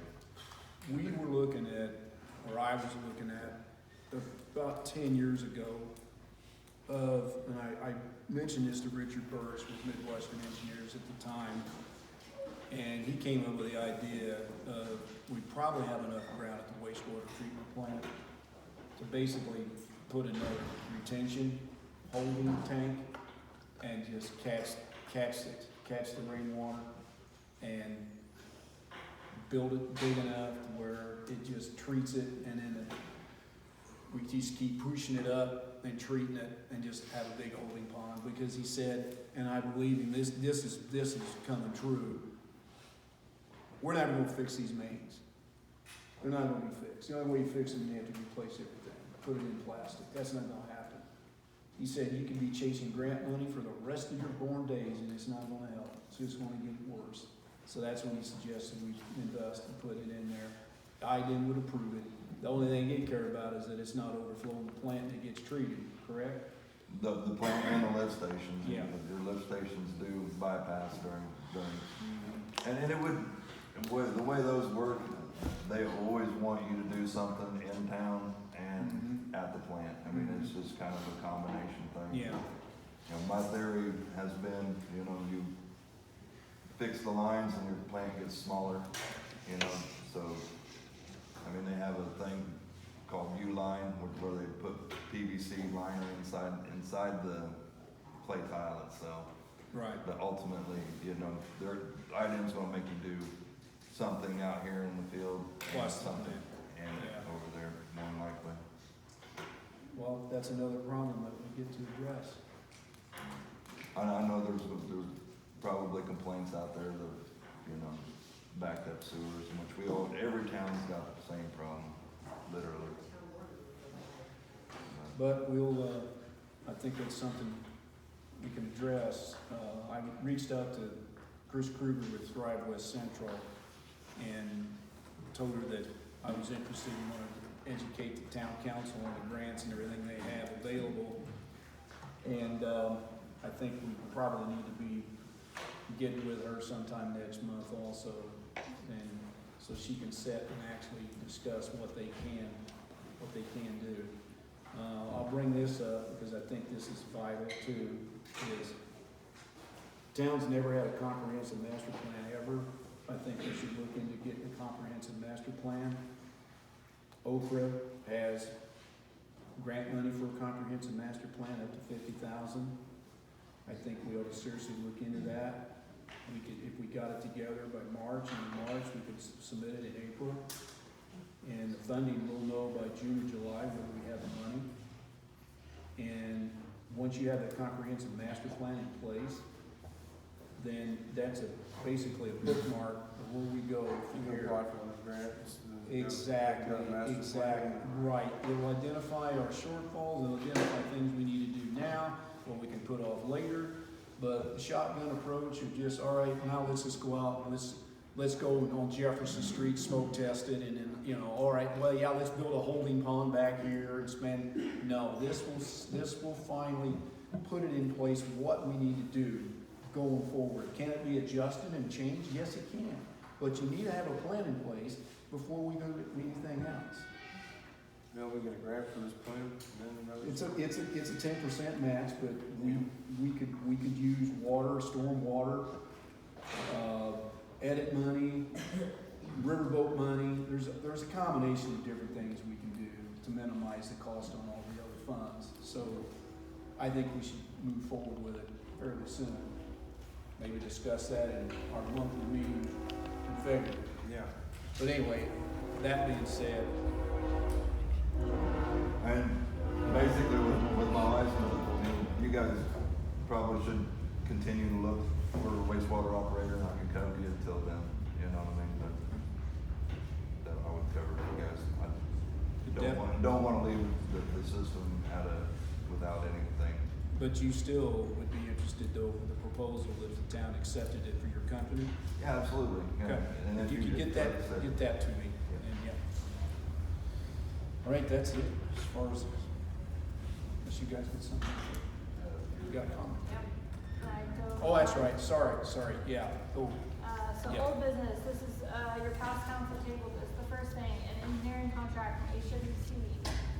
It's the redevelopment commission voted and approved it at their meeting, they just need you to vote and approve it. Yeah, I think we're gonna pass it back, I think it's the whole thing, the last thing, pretty sure. Yep. Yep. It is to break it down for those of you that haven't been to all of your meetings last month, so we don't own the parking lot out here, so anytime that someone wants to rent the building, they have to discuss with the owner if they can rent the parking lot as well. So the redevelopment commission and the prior town council made the decision to kind of flip the entrance, so they're wanting to put double doors there with a sidewalk and a couple handicap parking spots there. It'll also make the sidewalk all handicap parking all the way to the library, which will then make that ADA compliant as well. The library, as far as making the actual library ADA compliant, that's on hold. They're discussing possibly wanting to move the library into a different building here in town, which I think Jesse was going to those meetings and kind of discussing that with them, so I don't know which one of you want to be the middleman with that conversation. But anyways, this will turn the entrance here, and then, I mean, people will still park here, obviously, as they always have, but at least we have dedicated parking. They can also use this parking here. And then there's I don't know if there's pictures in there, I think so. And then there's a green space there where they can put some picnic tables, kids can go outside and read under the tree or whatever. And then the redevelopment commission at the last meeting voted to move, the owner, Mr. McCracken, wants the tornado memorial moved off of his property, so they voted to move that there into the green space as well. I think it's something we ought to leave that up to the redevelopment commission. Let them take that. That's a lot. Well, that's what I'm saying. Alright. What do you think? So they're gonna take care of all the contractors? Yeah, they do everything. They do the What's the bids. cost on this? Here, I'll get you the page. It's broken down.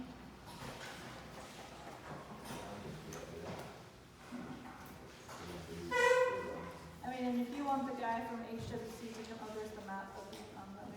If you want the guy from HWC to come to a meeting and, discuss it with you or break down or whatever, and I'm sure he's more than happy to do that.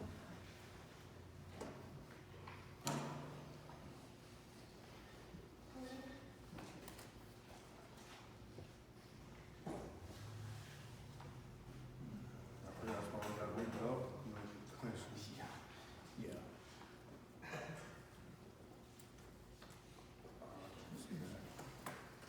So we'll read the bird, I'll pass it down. This one was the total cost. $131,637.79.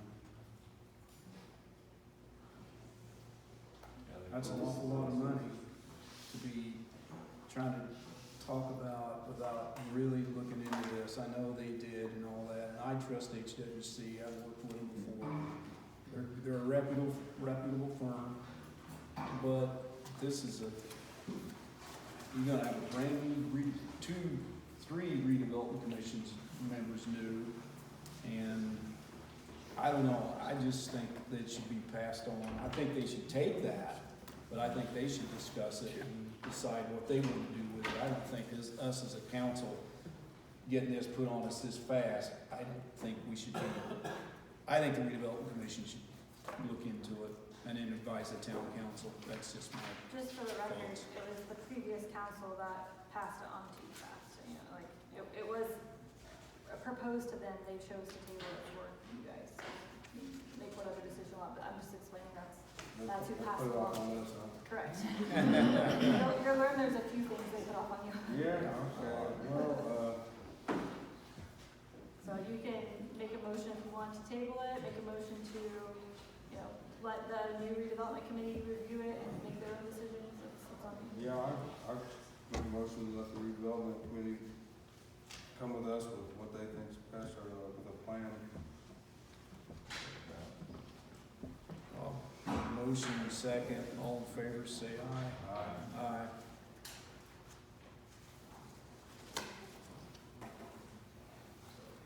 Alright, next was from the meeting, this is something Jesse asked me to do in the last meeting, I'll pass this down to you. This was, he was sure of the minutes, so I'm gonna read it to you. I don't know if you're familiar with the last meeting, but Mr. Cagle stated that he did not vote for the janitor custodian position. He said the office manager voted, so I went back and found minutes. February 11, 2019, Councilmember Casinger made a motion to hire Stephen Morgan as part-time custodian for the Shelburn Community Building, seconded by President Ward, motion carried. Councilmembers Cagle, Casinger, and President Ward voted yes. And then at the March 11, 2019 meeting, Councilmember Cagle made a motion to amend the salary ordinance to pay the part-time janitor $15 per hour for the community building fund, seconded by Councilmember Casinger, motion carried. Councilmembers Casey and Kiko Shorter and President Ward voted yes, so, Isaac had asked that, so, and Jesse was adamant on me making sure that I found those records to prove what happened, so. Those are from the next is invoices from Yargus Enterprises, also doing business as B&S Plumbing and Heating. So, the two back invoices that I passed to you is for the job of the new unit at the Taco Tequila that was put in. The original, redevelopment committee voted that, months ago. Anyways, it took a few months to get in. And then there was an additional invoice, I'm assuming one of you guys may have talked to them and approved, or not approved, but suggested, for $400. So I'm gonna pass those all for you, and then I just need a motion to pay all those and how you would like to pay them.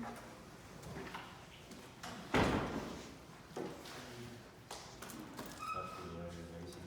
Yeah, I honestly don't know what the top invoice is. That's an additional $400. It says, labor tried to clean the grill and could not get clean enough, had to remove and use bird screen. I don't know. But the two back large invoices are for all of that replacement of the new unit there. We ended up putting that unit in the big garage down at the shed. It wouldn't fit in It wouldn't fit in there. the wastewater. And that blue post-it note on the top is just the, I added them all Total, together, so yeah. you guys need the total.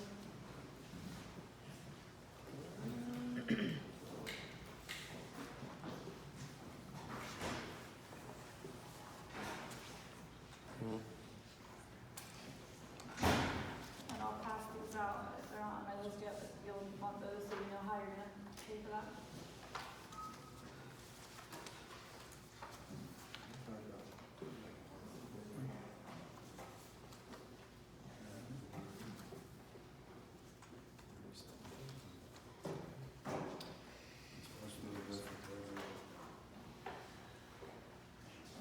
Let's see here.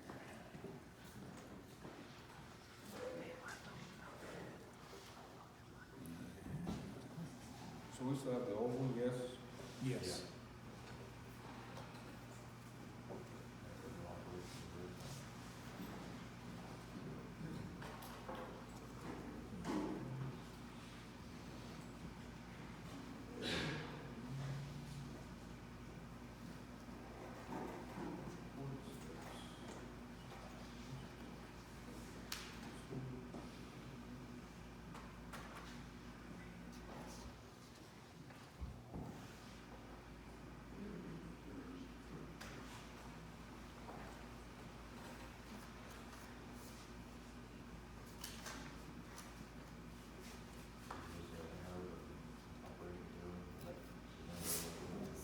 So that's like whenever, so we have two big loan payments every year for the loan that Alan and everything, which is a $1 million loan.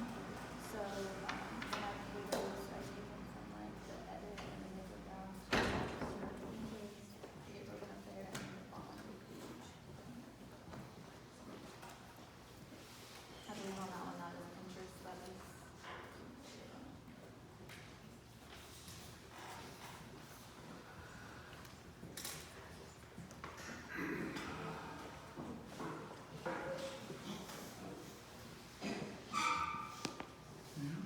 And, the bond council did say that you could use TIF money if you chose to use TIF money on, that is an intent. So when you said that, that was you got that opinion from who? Your bond council and that was Oh, who? Pittman. Tom Pittman? Yeah, So Tom said that we could use yes, the yes, the TIF funds for the, from the,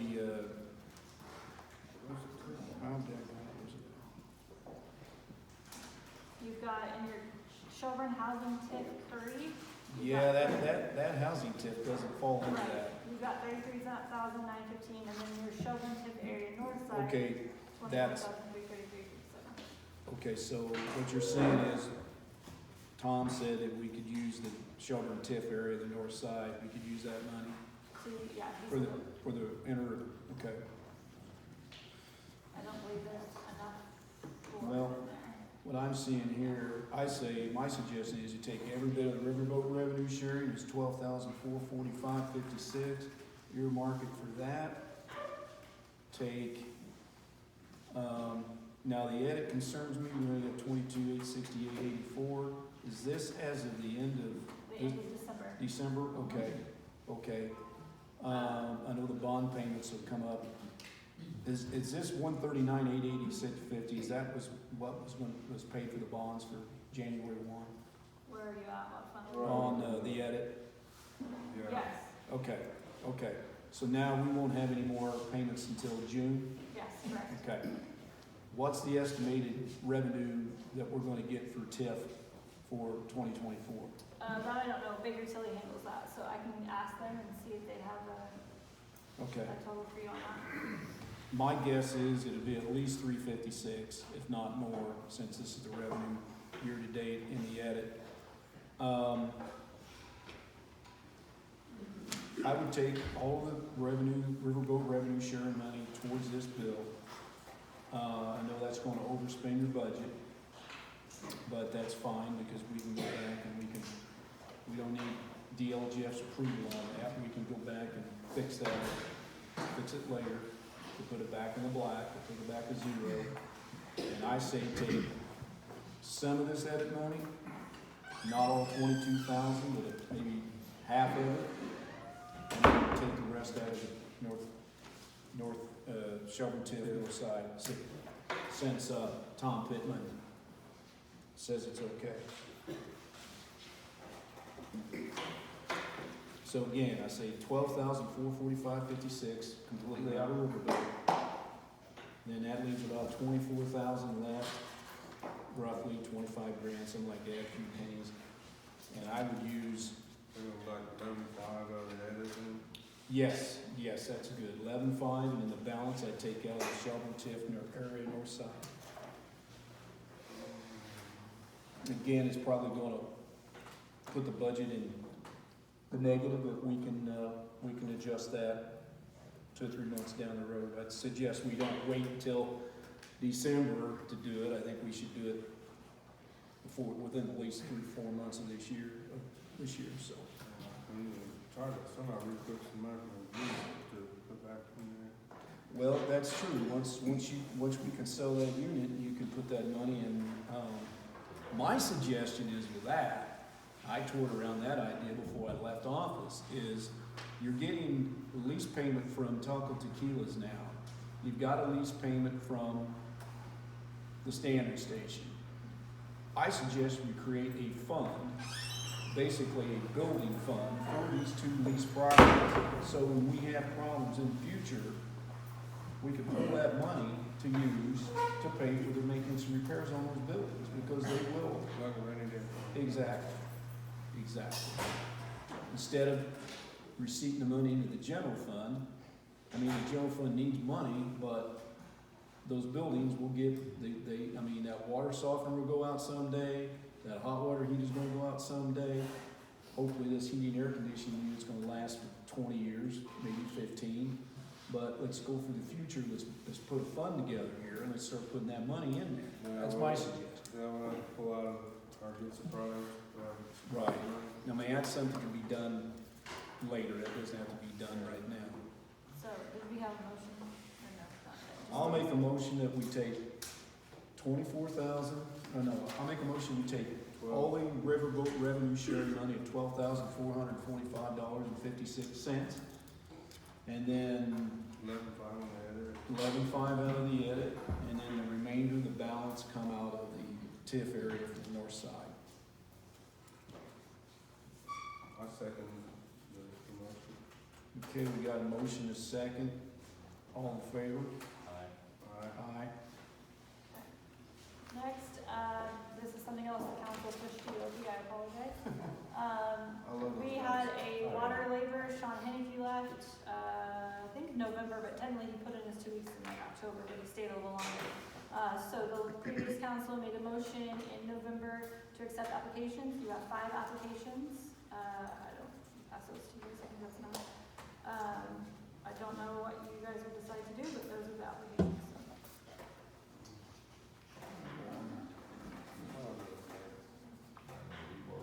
If you, just for Opie and Aaron who are new, If you do decide you want to hire someone, we can, set an executive session where you can interview them. So you can call them in for interviews, and then you guys actually will have to make your decision at a public meeting, obviously. Yeah. You got that?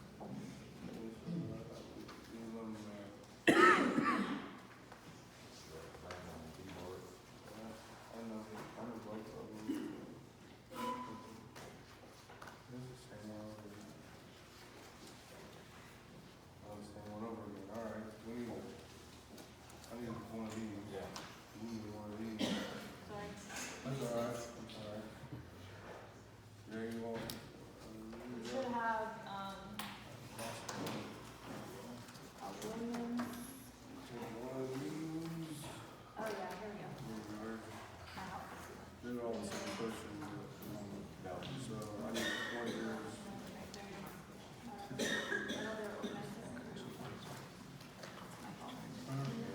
That one.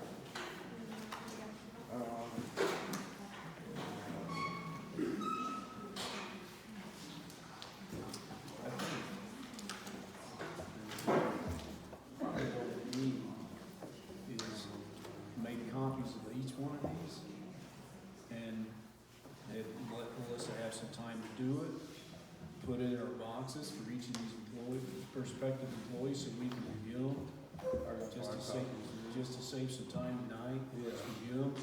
And then, with our next monthly meeting, if we have a regular monthly meeting, then we can discuss what we wanna do going forward, but I think we need to review these, each of us review them separately, Yeah. and then have an executive meeting, let's just do that, let's let Melissa put them all together, make copies, put in each one of our boxes. Sorry, I guess I should clarify, I think the couple of them have called to check on their application, and so I think they were just wanting to know, is there still a position, like, is a position still available for them, you know? Yeah. They're kind of sitting around waiting to hear if they Right. need to interview, and you don't know if the position's still there, so, I think that was their biggest concern, is maybe some clarification on that. Yeah, we're still, I mean, Yeah, I could all review these and. yeah, I believe that we still need to fill a position Oh, yeah. for one or two people. How many do you got? Whatever ones she knows that we got, just to make copies for each one of us, and we just review them at our own pace, and we meet up next month, and we can make a better decision. Okay. To me, that's fair No, to the yeah. applicants too. Yeah, I mean, I don't want to you can't make an decide expert tonight. decision, no, I don't want to make an expert decision, that's not fair to the applicants. So next on the agenda for me is I just need an official, at the last meeting, you guys made a vote for a town attorney. It was tied, I broke it, but an official vote was never made who to hire. So for just my purposes of records, I need to actually have a vote made of who you're hiring for town attorney. So a motion, a second, and I'll put in a motion that we hire Terry Marks. Okay, so if we're going to revote that, I'm in favor. Okay. did you second? We have a motion and a second, all in favor say aye. Aye. Was that, 3-0? Yes. Yep. Okay, next, thank you. Next is park board. So I normally ask for applications. I didn't because when I did applications for redevelopment, nobody like kind of went off them. So I don't know what you want to do. You do have an opening on park board. I put on the paper that I gave you the agenda, kind of the breakdown of who currently is on it, when their term expires. So I don't know if you want to take applications. If you have someone in mind already. I don't know what you're saying. So letting you know that position is up. And OB Park Board, we do 3 to 4 events a year. We use our own money to get the events going. We did raise money this year to help a little bit with, like, if you saw the ghost out there, or the Christmas lights or whatever. And then we also got a grant just recently for the Fall Diamond to do some upgrades there. And then we're working on hopefully a grant for the old park as well. And Dawson's Pond, we have a grant that we applied for that as well. All right, so we need somebody to fill. So yeah, there's vacancy. 4 positions, they're 4-year terms, so this person that gets nominated will be 4 years, so until the end of 2027. All right. Let's, this is just me talking, but why don't we put this on the agenda for our February, it's the second Tuesday, right? Yeah, We well, decided we're gonna meet. Why can't we just go ahead and advertise the position and then, Applications. and then You we'll- wanna do that, that's yeah, fine. then we'll have something a little further along. So we're looking at February 13th. Okay. Let's just put that on the agenda for part. Yeah, I put a motion and we, take applications, that way we have something from there. Okay. Do we have a second? I'll second, okay. Aaron second. All in favor? Aye. Okay, and then, okay, quick charger, so I've got some reports I'm gonna pass down to you, I tried to break down on that paper, so the ones that are new kind of understood what they were and how you, whatever. The first one is gonna be a list of, these are, and I may have missed people because I was trying to keep track of everybody, these are everybody who pays rent to the town of Shelburn on a monthly basis, so the library, the guy that rents Thompson Station, the Green Building, the Interurban. The Interurban is supposed to just start paying this month. They have free rent the past 2 months. So I'm just gonna give this to you every month so that you guys can see who is paid, who is not paid, the total that, and you guys can handle however you wanna collect payments and go from there. But, this is something that I wish I would've known when I got put on the council, but nobody told me, you know what I mean? So Yeah. this is where some money comes in for the general fund from our team. So, I will give you that every month with an update of who's paid, who's not paid, and then you guys can. What are these due? I mean, the first of the month, is that technically, I think, but whatever. Next report is the fund report, I already gave you that. This is the claims docket, so this is every payment that has been paid since the last meeting. They're in alphabetical order, so you can scroll through by, vendor or however you wanna do it. That has to be reviewed and voted on every meeting and signed by you guys. And then this is a new docket that I learned at training last week that we should be signing as well. I don't know if we ever did, but I never did when I was on the council or clerk treasurer. This is the allowance docket. This is all the payroll that we have done. So same thing, review it, and then sometime before the meeting ends, make a motion to approve it, and then you're gonna sign it as well. So the allowance docket's is separate for payroll? That's how they taught me at Keystone last week, so. So I'm gonna pass that down to you as well, and you guys can review that. Okay, that is all. Thank you. I just want clarification on the record, who is doing the agenda for the future? I don't wanna not do it and then someone think I was doing it and it's not done, but I don't wanna do it and then someone else did it and we have to know it. Just for the record, for me, I think we all kind of need to play a part in. right, I just meant like typing it up, making sure it's public for everybody and. Okay. Is that okay with everybody? You guys can still bring me and we can put whatever you want on it, but you still want me to be the one to type it up, organize it, bring it to the meeting? I have no problem with you typing it up and putting it up. Is that a unanimous decision? Jay, do you have any? I just wanna make sure that it gets, We can still add to it anytime. right. You guys make that decision because you have your little form you're making people fill out. So that's not my decision. I'm just asking, do you want me to be the one that types it up, prints it out, and makes sure that the appropriate people receive it? Is all I'm asking. I'll just say we could try it, and see how it goes. I don't have a problem with it. I'll pass this down just in case there's any confusion. This is the executive town clerk treasurer.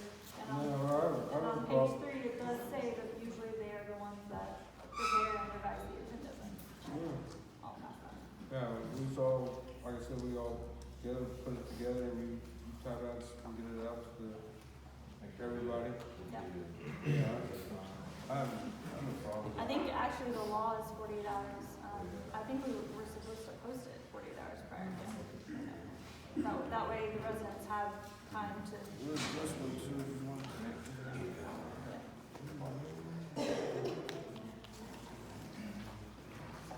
When, on this allowance for the accounts payable vouchers, when do you, and I don't wanna crowd you for time, I'm just trying to figure,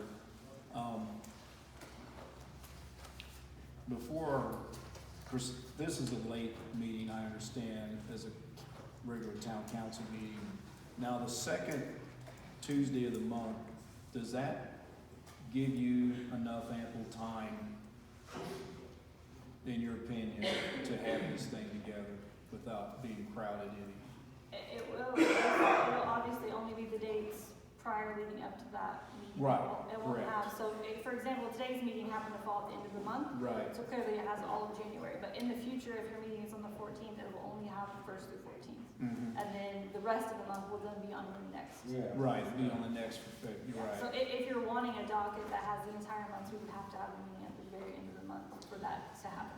No, so you'll start carrying them once we get regular monthly meetings, like from the second Tuesday to the next second Tuesday the next month? Yeah, okay. Yep, everything Now- will be from the last docket that was signed to the next docket. Okay, Yep. okay. Can you have that ready by, like, late the first week, or does that crowd you too much at the first of the month? It depends on how the month falls. If the first is like on a Tuesday, then that crowds me because I don't even get my, statements from the bond of the day Okay. until the 5th of the month, so. Can you, the weekend prior to the council meeting, PDF this voucher to each one of us? I could probably do it the Monday before, Okay, so that would give you about a well, 30-hour notice.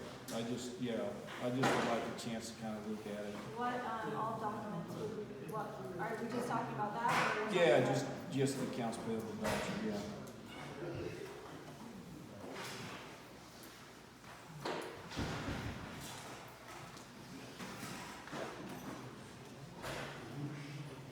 Okay.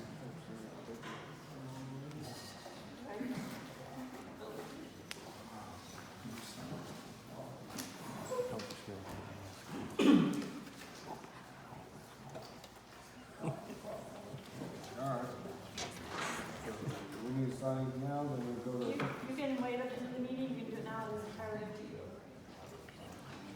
You just have to make a motion to approve each one, and then you can sign. That way I have it on the minutes. okay, well, make a motion that, we go ahead and pay the allowance of account payable vouchers. So that's the claims. That's the claim, yeah. Second that. Motion's been made, seconded, all in favor? Aye. Aye. And I also brought you guys, sorry, I should have asked that, I also learned at training that these should have been given to every council member, every council meeting. This is all of the bills that paid, so you're more than welcome to look through. I just asked that I color code them, so I just asked that you put them back in the color code so that I don't have to.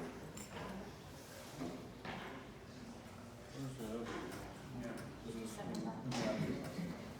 I'll make a motion that we pay the allowance for, what's that called? Allowance docket. Allowance docket. I second motion. Got a motion and a second, all in favor? Aye. Aye.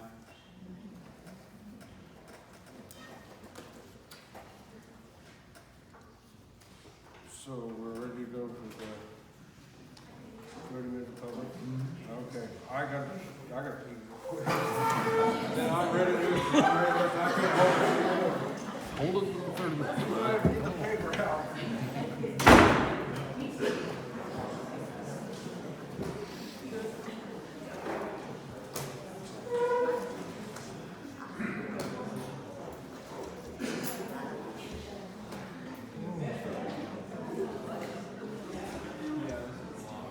Well, I got kicked out within the first night.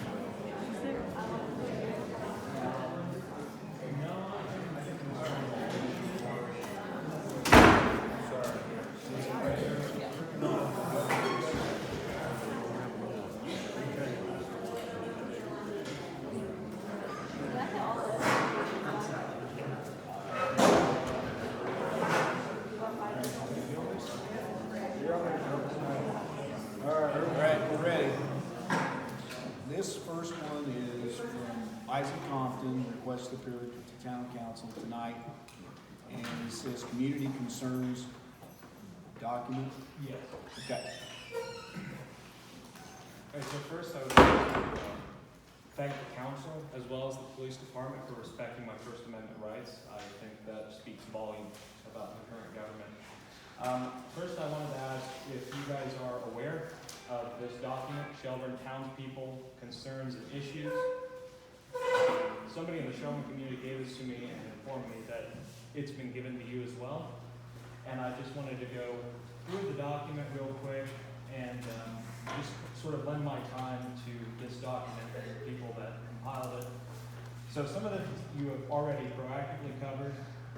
Again, Melissa informing us of the conflict of interest with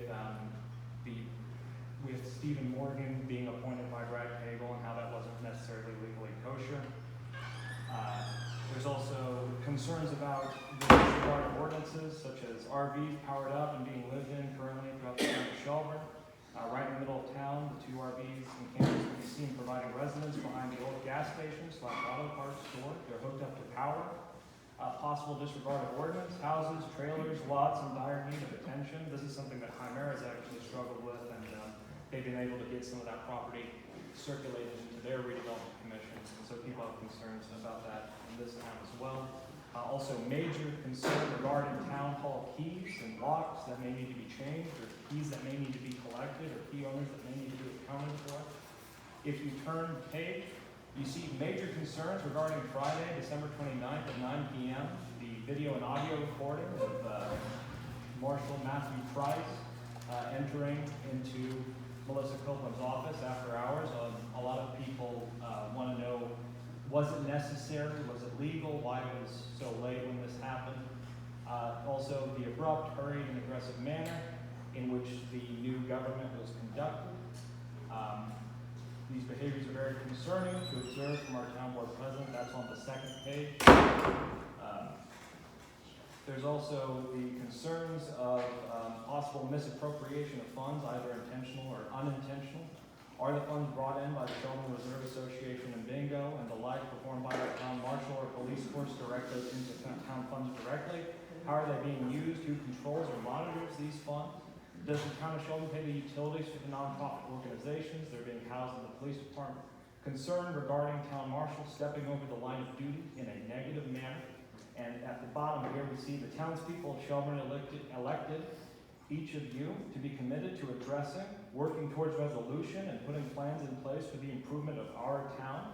Please begin your efforts to address the above concerns and issues. That's just a very brief summary of the document's contents. And again, I've said some things personal to some of the members in this council, and I'd like to say that none of my personal opinions have been reflected in the press, and when I personally have gotten it wrong, Jay knows this, Melissa knows this, there's usually a correction right afterwards, and so there's been no lapses, no intentional misrepresentation, whatever.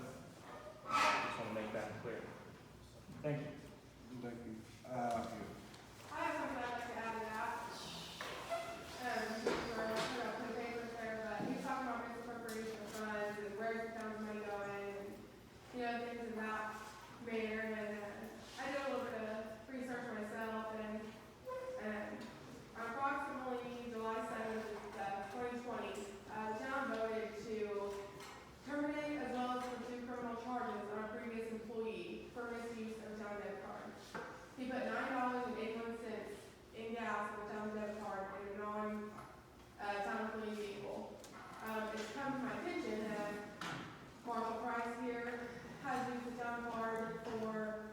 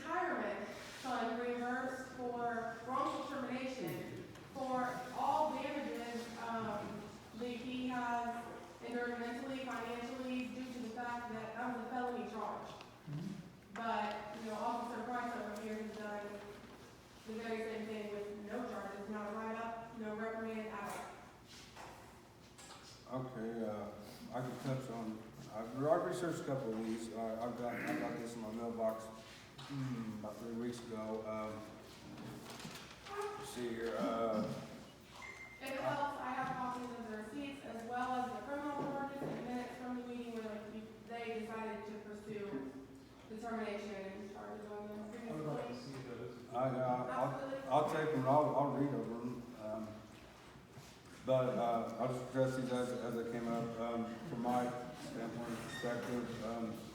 Disregard ordinance, I just recently dug into the town ordinance and, I've been going through it and trying to pick out some of these places you're describing.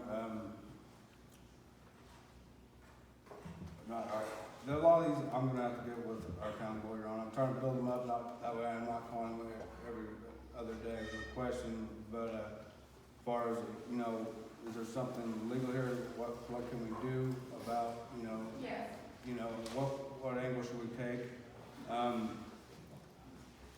Well, the other one was, major concerns regarding, penalties. Did we not vote on, Yeah. is that, did we We vote? got Alex. A motion was made, but nothing was ever seconded, or I watched the video, but I didn't double check, but, nothing was ever seconded, but I do think Alex turned his key into, is that correct? So does that suffice, or is there more keys out there? I mean, I have no idea on that, okay, but I will have some, I'll put in a motion now that if anybody that has keys to town hall, turn them in to town hall. I apologize, but turning in keys isn't sufficient enough for me. Excuse me? Turning in keys isn't sufficient enough for me. One employee was fired and put behind bars for something another employee has done multiple times at far higher total with nothing done. I would like to see Officer Price terminated immediately, as well as charges filed first thing. Well, I'm just going through here in order. I mean, I haven't got to. She's talking about the price. Yeah, Talking about I haven't made the second page yet. I can't hear you. I haven't made the second page yet. Okay. But now, I put in a motion that if you have keys, the town hall office, that's what I asked for the motion we made last Okay. meeting, but, Mr. Southwood said that he cannot be taken from the town marshal. You can't bar the town council, you can't bar the town marshal from having access to the town buildings. Now, Melissa's office, absolutely, I'm 100% behind that, because she's responsible for her office and everything in that office. I have no problem with that. But you cannot You might wanna bar, change the motion to open you to- cannot bar the town council from entering that building at any time. They gotta have keys, same way other town. So if they were supposed to have keys and you can't take them from the cop, why was he in there to start with? I mean, did he have any reason to be in there? That I don't know. You know, that's need a to get question paper. everybody wants to know. You need to The get thing I paper. can say is, And I mean, did the other guy on the council, did he have any reason to be sitting there? He was looking down on the floor, he's looking for a car, but it must have been a Hot Wheel, because I mean, it wasn't like he was looking out the frickin' window. the only thing I can say for the record is, all the years that I had that job, I never locked the door. It was always open. I never even closed the door. I didn't care who came in, because there was, That's concerning. most of the people could go in that office and go in that filing cabinet, they wouldn't even know what they was looking for. And there was just never any problems. I went through many town councils, many town marshals, utility superintendents. I just never had a problem. It's unfortunate it's happened this way now. I totally agree. She should have a key to her office and nobody else. No one else should have access to the office. I have no problem with that, because it's her responsibility and she has a lot of things in there. I'm just saying, when I was clerk treasurer, it was never a problem for me. I'm not saying that that's a problem for her. I'm just saying she has that right as clerk treasurer to keep anybody out of that office she doesn't want in there. But access to the building itself, no. I don't feel that way. And that's the same way with our well field, our chlorine building at our well field, the wastewater treatment plant. Each town council member has a right to go in that. They have a right to go in that plant. Now, I think it'd be unwise to do it without an operator because we could get ourselves in a lot of problems. But I think we should have access. That's just my opinion. Yeah, With all due respect, it's, the contention is not with the marshals being in the building itself. I think moreover it is about, after hours and being in her own personal office or professional office, what mind you. My question would be, what if I found myself in the clerk treasurer's office at 9 p.m. after hours, and let's say Matthew Price caught me? What would you do, Matthew Price, if I was there at 9 p.m. at the exact same time you were there? You're not a town employee either. Right. Are you the clerk treasurer? You're trying to turn something innocent into something bad. That's what you're trying to do. How was it Moreover, innocent? you are in uniform. And you are also in uniform. I'm totally taken back by the way you're acting. And the way, and the thing. I frankly do not care, sir.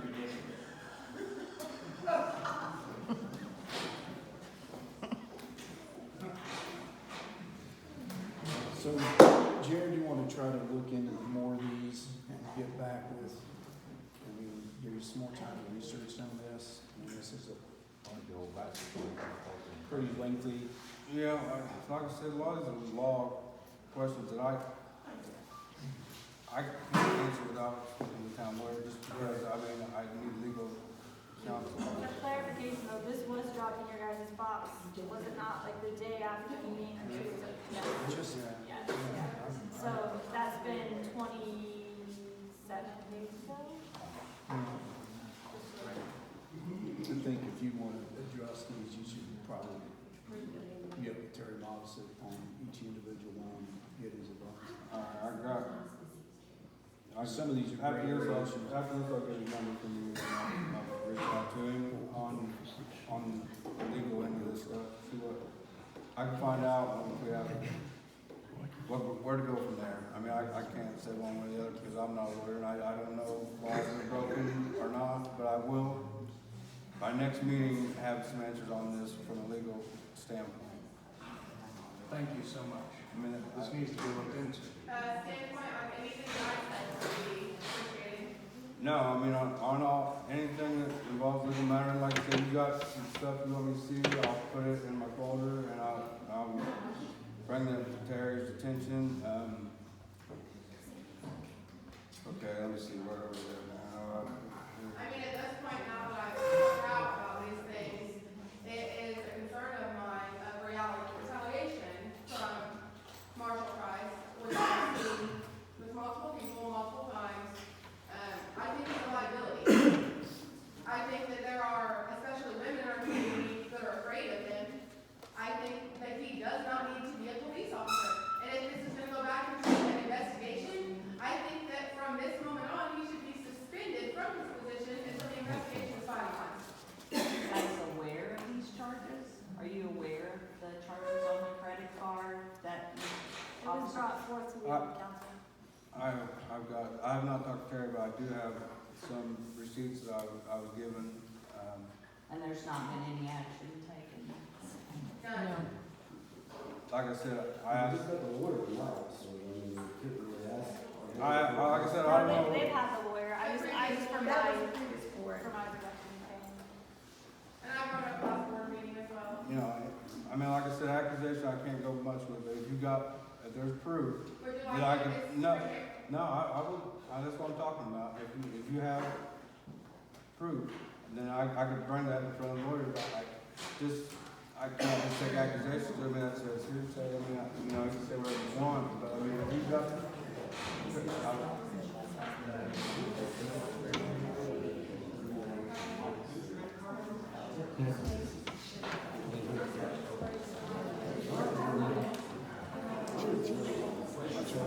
I would check that,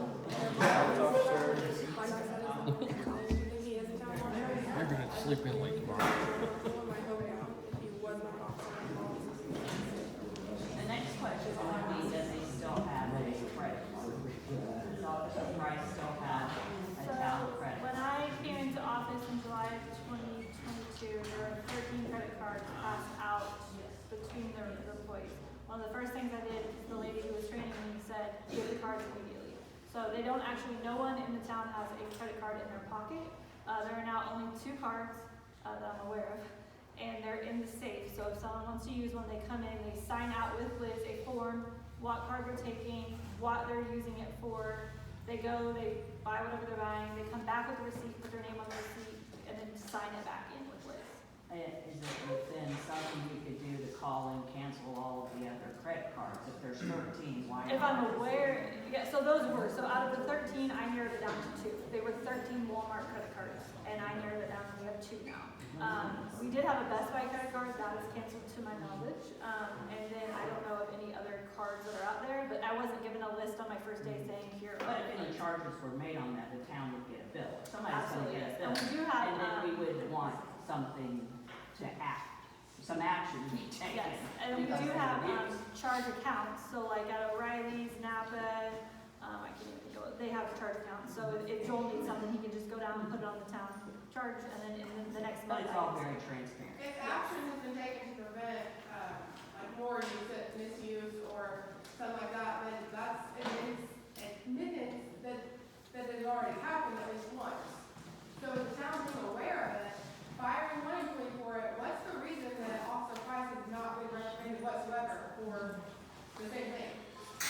I wasn't here. I mean, like I said, Was this addressed previously? Yes. No. I brought it up last Was month. this addressed previously? The previous town council? Is Yeah. that what you're asking? Yes, the previous town council is Yeah, aware of did it. the town pay for those parts that she's alleging? Did the who? Did the town pay for that stuff that she's alleging? I don't know what she's alleging, but if you're talking about the parts for your daughter's brakes, you paid for those after Thank you you. charged them. After the town paid for this. No, that's not what happened at all, is it? You know that that's Melissa, I know that you don't like me, but listen. She's alleging something that you censor, and you know that that is not what happened. We had lawyers and everything involved in this entire thing. That is not what happened. I in no way, shape, or form. He's out of line. Misappropriated any. He's out of line. Not now. He's being out of line addressing her. Hold on. Excuse me, now. Hold on! let's calm down. Hold on. We're doing really good. Jared's gonna address your concerns, and he's gonna address yours. He's gonna look into it, like you said, with an attorney. He's not an attorney, none of us here are attorneys. Let's all calm down, we've done so well so far. And we went way beyond the 5 minutes. That's okay. This is a trial and error thing. Some people kind of blend in as well. Yeah, that's right. Yeah, all right. Well, we've got some, I really wanna get through these. We've got, are you Darian? Okay, so this one was yours? Yes. Okay. And I'd like to address that. Did he charge it to the town card and then repay the town for the charge? Yes. I have no idea. That was Is that what before happened, me. Officer Price? I have no idea. So how, if you pay for the parts yourself, how is it charged to the town account? That is, I have the receipt. And I would just like to add that the $9.81 in gas that Mr. Royal charged on the town card was paid back 3 times, 2 of which I was present for. So you can't unrob a bank, as someone actually just said to me a while ago. You can't use something or take something and then they give it, you get it back and you got caught. It's still against the law. I agree, like I said, I would talk to Mr. Modiston, you gave me this, and ask him what he feels that we should do. You may also, I don't know if you can do this, but you may also want to reach out to the previous town council who it was brought up to, and maybe you guys can all discuss it. I don't know if they're. I understand, I mean, if it ends up something come up, I think there'll be a lot of people involved, but I mean, I need just to talk to the town's lawyer, to see what he advises the town. Like I said, the town lawyer doesn't work for me, doesn't work for any of us, he works for the town, and he will advise us what's best for the town. And I will do that, I will handle that. Personally, we got my word on it, but I will talk to him and I'll show him this stuff. During this process, what about a suspension? You saw his reaction. Well, He's volatile. I don't think. I said, I will talk to Terry, this stuff's here, but I just need legal advice on what I can and cannot do. I will call him tomorrow. But, rather than I get back in tomorrow, but I will call him tomorrow, and listen to his number. Yeah. You want, Yeah, all right. thank you. Yep. Okay. Next one. Okay, this is from Paul Montgomery. Hey, can I address you guys? Have my hand up like We got, doing the written ones, you chime in if it. No way, you just gotta fill this out.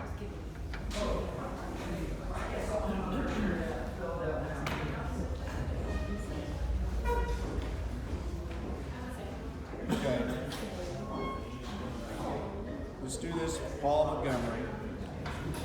Item 2 separate agenda, which all board members were not aware of.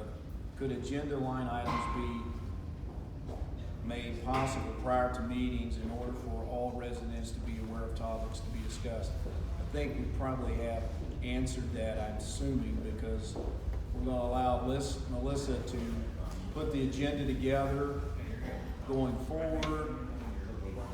Prior to the meeting, I would assume probably a couple days before we have our meeting, it'll be posted on the door for the community building, and then I would think we could have copies of the agenda in the water office. Could there be, so many of us are digital these days. So is there a way? Put it on the website. I was gonna say, I actually, Yeah. met a girl at my training last week on her town. They put it on their Facebook page, 48 hours before. They put their agenda and actually the docket that Mr. Southwood requested to get in advance. That way the town can actually see the bills that are being paid, the amounts that are being paid, so it's all very transparent, so. That's the true spirit of transparency, and we're represented here. That's his cell phone in his office, I would say Paul's office. Okay. So the other thing is, I'm still not, I think you guys have done a much better job tonight, at least making me as a town person feel like you're more open to what we have to say. But putting the papers on the front table at the beginning of the meeting, as a school teacher of 33 years, you're gonna have very few students walk up to the front of the classroom and Well, get. this So was where just, are they gonna? this was just a trial thing to So get. where are they gonna be It'll and how be accessible? at the water office, and I suggest we put them on the website. Right. Can I ask a question on that? Does it have to be turned in 7 days in advance if we're only getting 48 hours of the agenda? Well, they'll have to review it and see what to put on the agenda, basically. Well- So it will have to be a few days before. If you've got the comments, these aren't gonna be on the agenda. These individual questions will be addressed in the public comment period. So the 7 days will be the cutoff point, so we get these and we can look at these and try to have answers for the questions. Just and like not that, have- Jay, you guys already answered. See what I mean? Some of them you're gonna Well, answer. and that's in, true, that's you know, true. in your meeting. Yeah, that's true, but So you anyway, can eliminate them. this They is just, won't be- Hey, right, Buck, now you right. have that pen. I heard of that. So I'm good on that. Okay. That I wrote out. Sure wish you could fill one of these out, because this is, That's what my thought, we don't need that piece of paper, we're in a meeting, if it comes up, we should be able to speak our mind. well, that's good, but First Amendment. we're sitting here, We don't we're need that sitting piece here, of paper to if we prompt don't us. have some kind of a form here, or some kind of a process, we'll be here to midnight every council meeting. I think Isaac agrees with me on that. But we're giving people a right to speak. We're trying this process. Well, this paper, it's got your name and number on it, and your question you have, if I find an answer for it, or if you wanna work with me on finding an answer for it, I can contact you, and we can try to work this together. What he's saying is, we get these applications and hit the 7-day cutoff, there'll be just like what you were saying, we may be able to answer that and not even have to address it in a council meeting. But you approved them papers, and we didn't get to voice our opinion on them. Well, you got a point, but you elected us to represent you. And we don't have a right to speak up. To be honest, we don't even have to have a right to even speak, period. But that's stupid, and I don't believe in that. So that's why we're going this process. I mean, we're trying to work with the public here. I mean, come on. I think Isaac's shaking his head. I think we've come a long way, haven't we, sir? I think so, yeah. Okay. Let's go on to this. This is yours again, ain't Paula, right? Yeah. Why I are- was the one who got up 3 times. Why? Okay. I was not the fearful student. Okay, why are the applicants for the redevelopment committee being received at all by our town board president, They didn't. non-considered Jay Southwood? Did I get that right? Well, I had in my mind the 3 that I wanted. I didn't have to have applicants. I knew who I wanted, so that's why I did what I did. Which is interesting, because tonight applications have been the way to go, and you agreed to them, and we're gonna These are from review them. employees. These are from employees. Well, These are from there's employees. a committee that you're. The park board was The like. park board, well, again, And from my understanding, you went door to door to find those people the day before, or the night before, or whatever. what, the redevelopment committee? Yes. Absolutely not. And we're begging. Absolutely not. Begging, and then the one backed Absolutely down not. on you. No, Then you absolutely got not. cornered about it, so. No, that's not true. I just don't understand having an application process and then at least not taking a look at them as the president or as the representative of the entire board, why you would not take a look at, and then we were scrambling. Well- Once you got your 3 done, you were done. And they were trying to figure out, okay, who do we have? And you guys didn't, as a whole, you didn't consider who had spent the most time on that previously and who had Well, applied. You that's- should have done what you did with this one. We're gonna review these for a few days, and then you pick yours, and then they come up, and then it seems to us that there's not scrambling going on, and you're dominating with your 3. Well, like I said, I had that I think right. the real question she's asking there is, in all this situation, how is it that you were the one that could appoint 3 people to that committee? It's just state law. The Okay, town, that's- yeah. So The then town, why did Lundy back out? that's between Lummy and me. I don't want to get into that. That's personal. I mean, he, Well, we know why. well, whatever. But no, the town council president by state law appoints 3. And then the town council appoints the remaining And 2. that was my question, is Yeah. how was.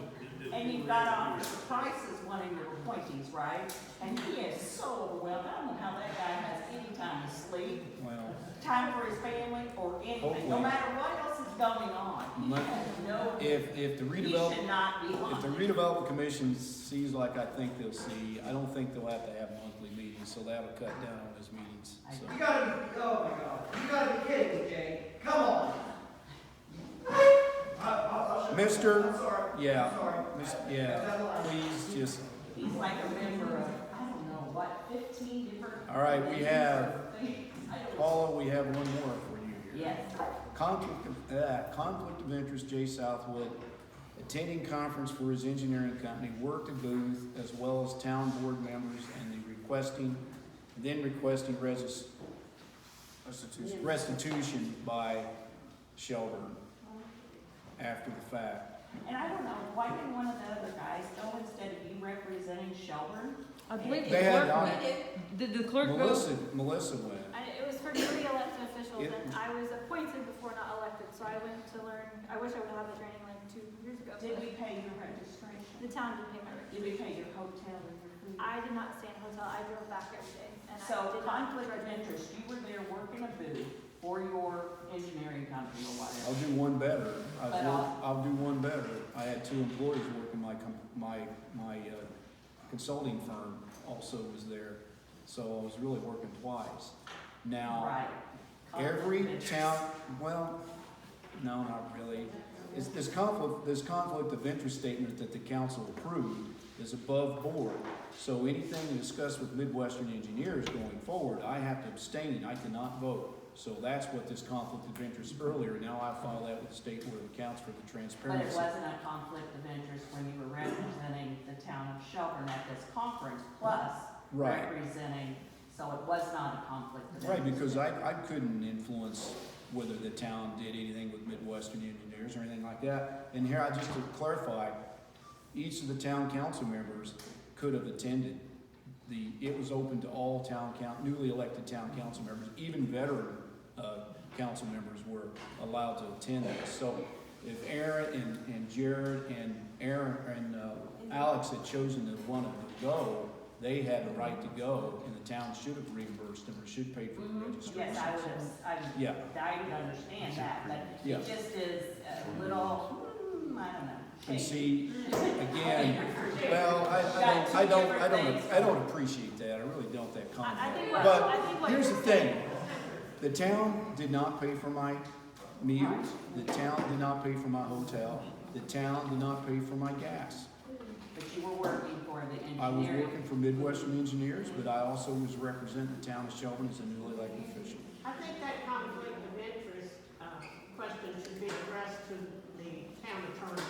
He knows conflict of interest law, and he should be able to advise you. I think it should go to Do him. you see that being something going forward that you would still do? If you're going to conferences and your engineering company and Well, the if town- it's gonna cause such a, uproar with the public, I mean, I'm sure Midwestern Engineers would pay for but to me, it seems like if I'm an elected official, that I ought to be able to attend, and I think that the town should have to reimburse it, because, now, if I was the only Have one, you been there before? oh, yes. Okay. Oh, yes, I went to numerous conferences when I was clerk treasurer of town of Shelburne. I can't tell you how many I went to. And I represented Shelburne. And our council always had the opportunity to go. They just chose not to. I don't know why. I wish they would. I wish our members would go to every training opportunity they get. Was there I- repetition then? Repetition. So if you've been prior several times. Well, the laws then- change constantly. Every 4 years, the laws change every year. So you have to keep updated on what you're doing.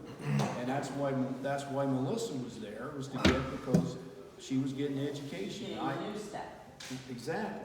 And then she should go back after this legislative session's over, because the laws are gonna change again. And she has to stay updated. We all have to stay updated. So that's the reason.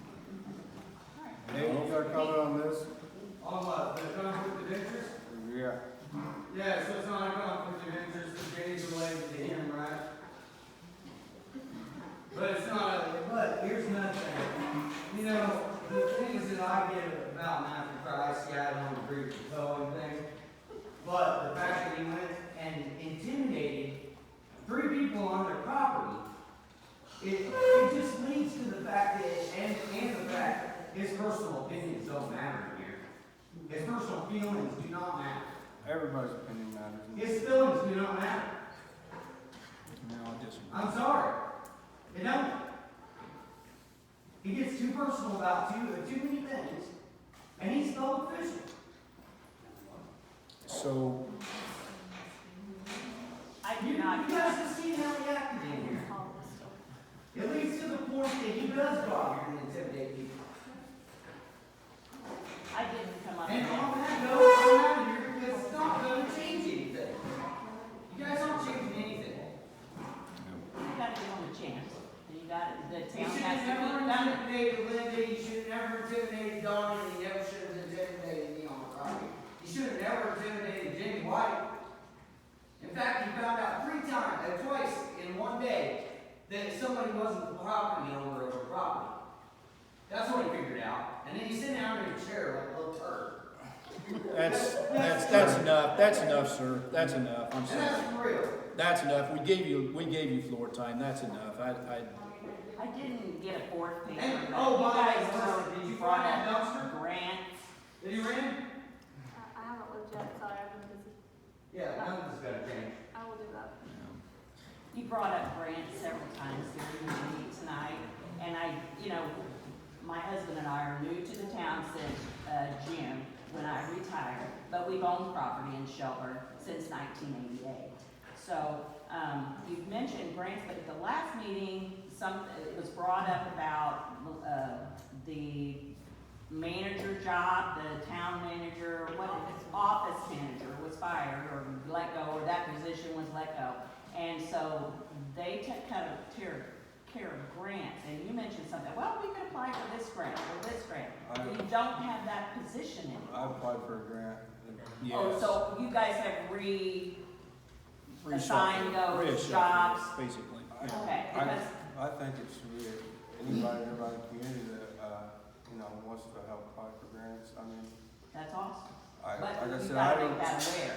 You gotta make us aware that those grants, can anybody do them? Where do we go? How do we get them? The high dollar ones that we were talking about, that's why we have to hire a company to come in and do them. I mean, when we're talking $600,000-$700,000 grants, But if you have an office manager doing it for $15 an hour, why would you pay $6,000-$7,000 for somebody? Well, to I'm write gonna set the record straight with this, okay? The water office manager was a mirage. There was no job description to it. It was set up in Now, this was your job, right? For 30-some years. 1984. Yes. So explain then what the Yes. job entitled. What I'm was gonna that tell job you. description? Okay. I'm gonna For set the 38 years, I looked. I'm gonna set the record All right, straight. let's get this down. 1984 is when that position was created. Who created that? The board? Yes, The board created that. yes, Okay. yes, yes. I got the notes on that. In 1984, this job position was created. At first, when I was clerk treasurer, we had a utility billing collection clerk for about the first 9 months. So they came up with the idea to give me that position and basically retired the lady. She had a lot of complaints against her. Not talking about the dead, I'm not going there. They morphed that position into the clerk treasurer's position. So I was the clerk treasurer and the utility billing clerk. 2 salaries? Correct. Yes, Okay. yes. So that went for about a year, and we were on manual bookkeeping. So it got too intense for me to do it all. So they came up with this water office manager's position, and then we hired a full-time billing collection clerk. So now I had a water office manager's separate salary plus the clerk treasurer's salary. Going forward, and that's how it was all up until the day I left office. Water office manager never had a job description. It was, like I say, it was on a salary ordinance, but it had no job description. I'm giving you Did you do some duties, though? You had some things that you did, you were responsible for. Well, I can tell you, we almost ran out of water 4 years coming up on Good Friday. And Dustin Getches hadn't been here very long. Dustin Getches did not know what I know and who to call. The electric went out at the well field. We were within 3 hours of running out of water and probably would have been out for another 24. And that's under the water management job? Well, it's because of the water system being built around that position. That's what I did. Built now? What? If that position no longer exists, where's that responsibility gone to? Now it's spreading out where it should have. Now it's spread out to this council. Because why? Because I wasn't in that full-time position anymore. Did I have all the answers? No. This water system is where it's at because of me. I got the wells. We drilled the wells. We used to buy water from Indiana American Water Company. We've been Did on. any of those have votes or council members that helped out with that? You're saying aye a lot. No, the town council's helped me every step of the way. But I mean, did it take Every you step of the 38 way. years to do that? Because if you saw that there was no job description for you to do, why didn't you say, here, let me save the town money, let me get out of that position? Let me save the town money and let me get out of the office manager position, because there's nothing to do there. Oh, there was a lot to do there. That's what we're asking, what is We there to did, do? okay, here we go. As office manager. Here we go. We did. When I started, we had a 75,000 gallon water tower that was about 60 years old. We had about a 4-hour supply at any one time. So I went out with the town council's help, but I had to research it. We got a grant for a 500,000 gallon tank. That 500,000 gallon tank stands right now. We got a sewer line to North Central High School. We hooked up North Central High School. Now, North Central High School is a customer of ours, and all those customers along that line are sewer customers. That built our customer base, so the rate increases that we had to face in the future minimized, because now our cost to serve, our customer base grew. When I started, we had 650 water customers. Now we have 1,050. But I hear a lot about the water. I just don't understand what the office manager did for 38 years. That's what did it. 38 years. That's what did it. because- 3 things in 38 years. Three things? I'm hearing 3 things. I keep hearing the water. We've got that covered. 38 years. 38 years. Now we're gonna do away with it. I'm still doing the same duties that I did before I was free. When I was taught the job, I was not taught, here, office manager job, here's your treasurer job. I was taught, this is your job, do it all. But you're not getting two paid. You just get paid off. No, yes, I'm doing, in my opinion, I'm doing the same duties. Nobody has came in my office and said, that is no longer your responsibility, that is no longer yours. I still have the There's same no job responsibility. Correct. Which I did look for the job description. No, there's no job. There's no job. Anybody that says there wasn't. We had a Why did plumber. you take the money for it? I took the money. You got paid for that. I got paid for it because I was working. I did.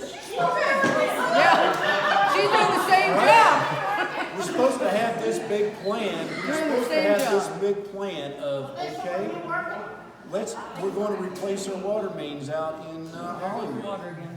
She was getting with Dustin Getchers, was going to have a water plan to replace the mains. Where's that plan? I don't see it. They were working on it. Where?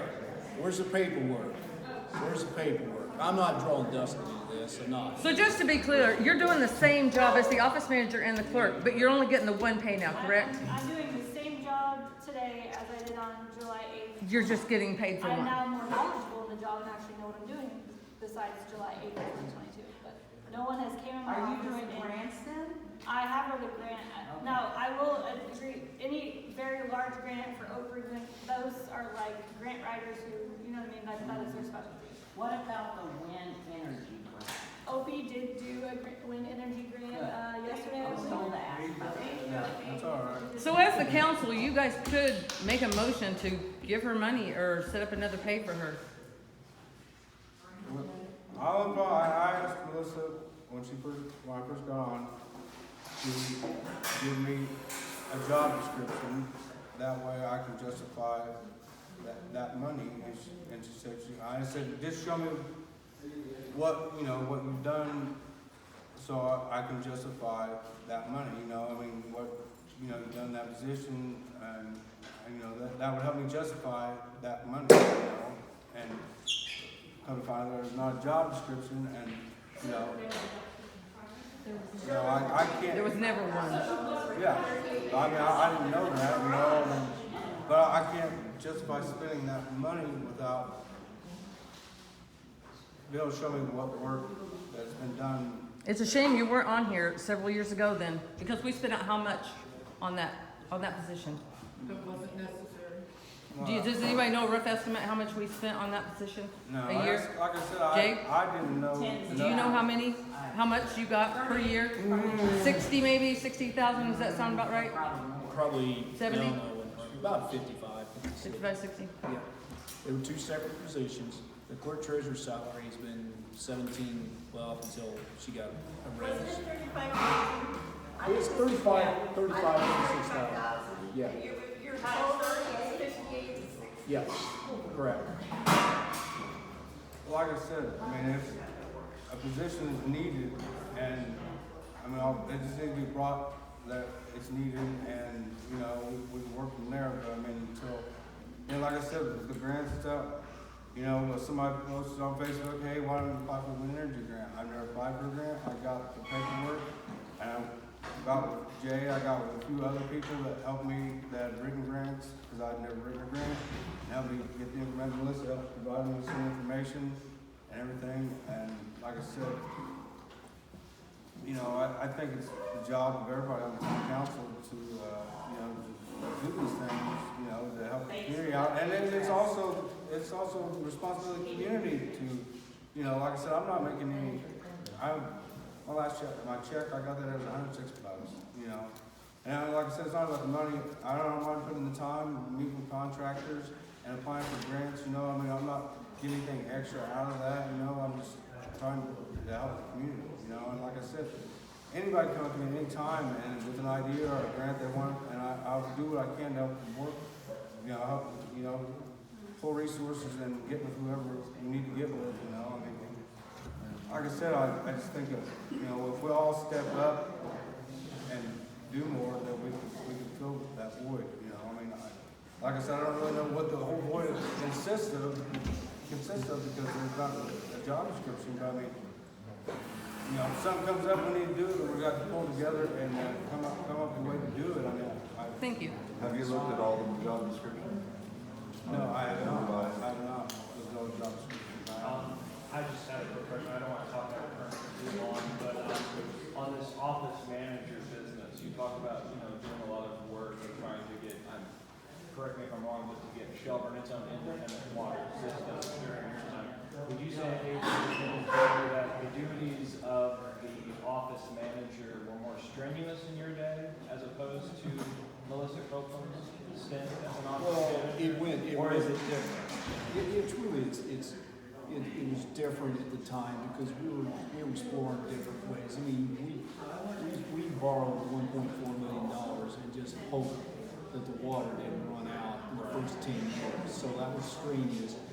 Well, wastewater plant when I started was a $250,000 day plan. We did a $4.8 million project and made it $250,000 to $500,000 and did all of that. I was a part of all of that. Had I not been there full time doing the clerk treasurer plus that, we wouldn't have that wastewater plant. The parking lots that we have on the bank, I was involved in that. The interurban depot, I was involved in that. That would have been knocked down. That would have been a rubble brick. We had an old bar set right here. We acquired that. It's gone. It's a grassy area right across the road, next to the post office. We had a block and a half of the building caught on fire 3 times. It was a building on the outside of it, all in the Mill Street and on the Railroad Street. It took 4 years of us back and forth getting the titles cleaned up of 4 or 5 people own that properties, different people. It took years. Who was involved in that? I was, from day in, day out, day in, day out. So I could go on and on and on what that job entailed, and I was part of it, and I don't regret making 1 penny more or less at the time.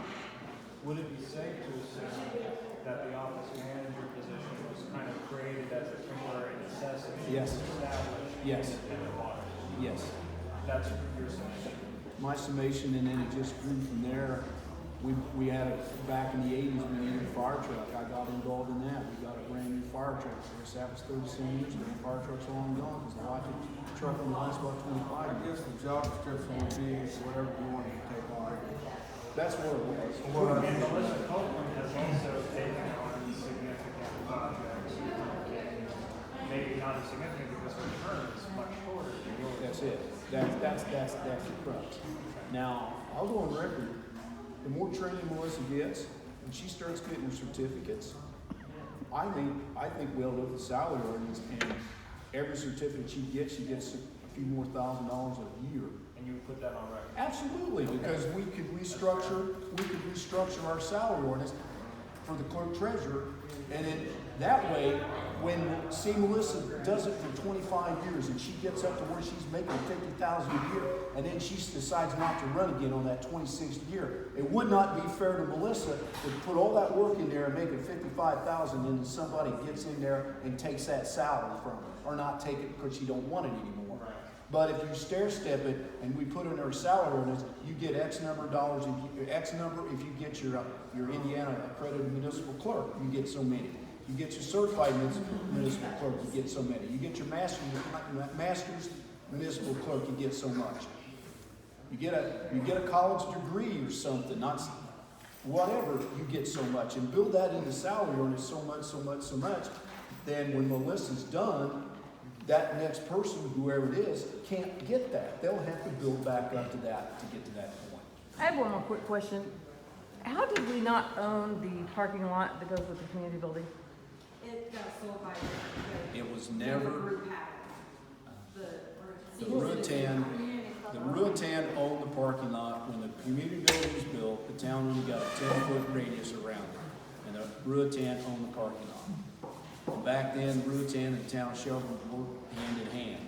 Well, as the Rutan got older, the people died, and then it got sold to the community club then got it, and then the community club ended up selling it to this Mr. McCracken, and that's the situation. Why wouldn't the town have tried to got, you know what I mean, a lot that is right in front of the building that you use? You know what I mean, as far as buying a lot? That's a good question.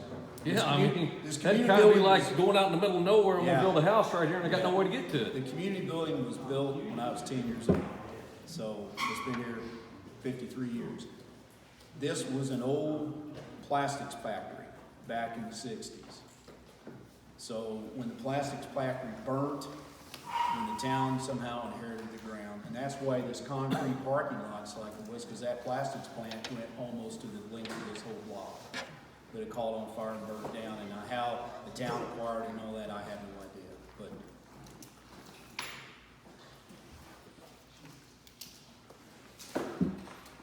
Well, everybody's done for tonight. I got about 20 more questions. Can I, you got time? I got time. Give me the whole stack.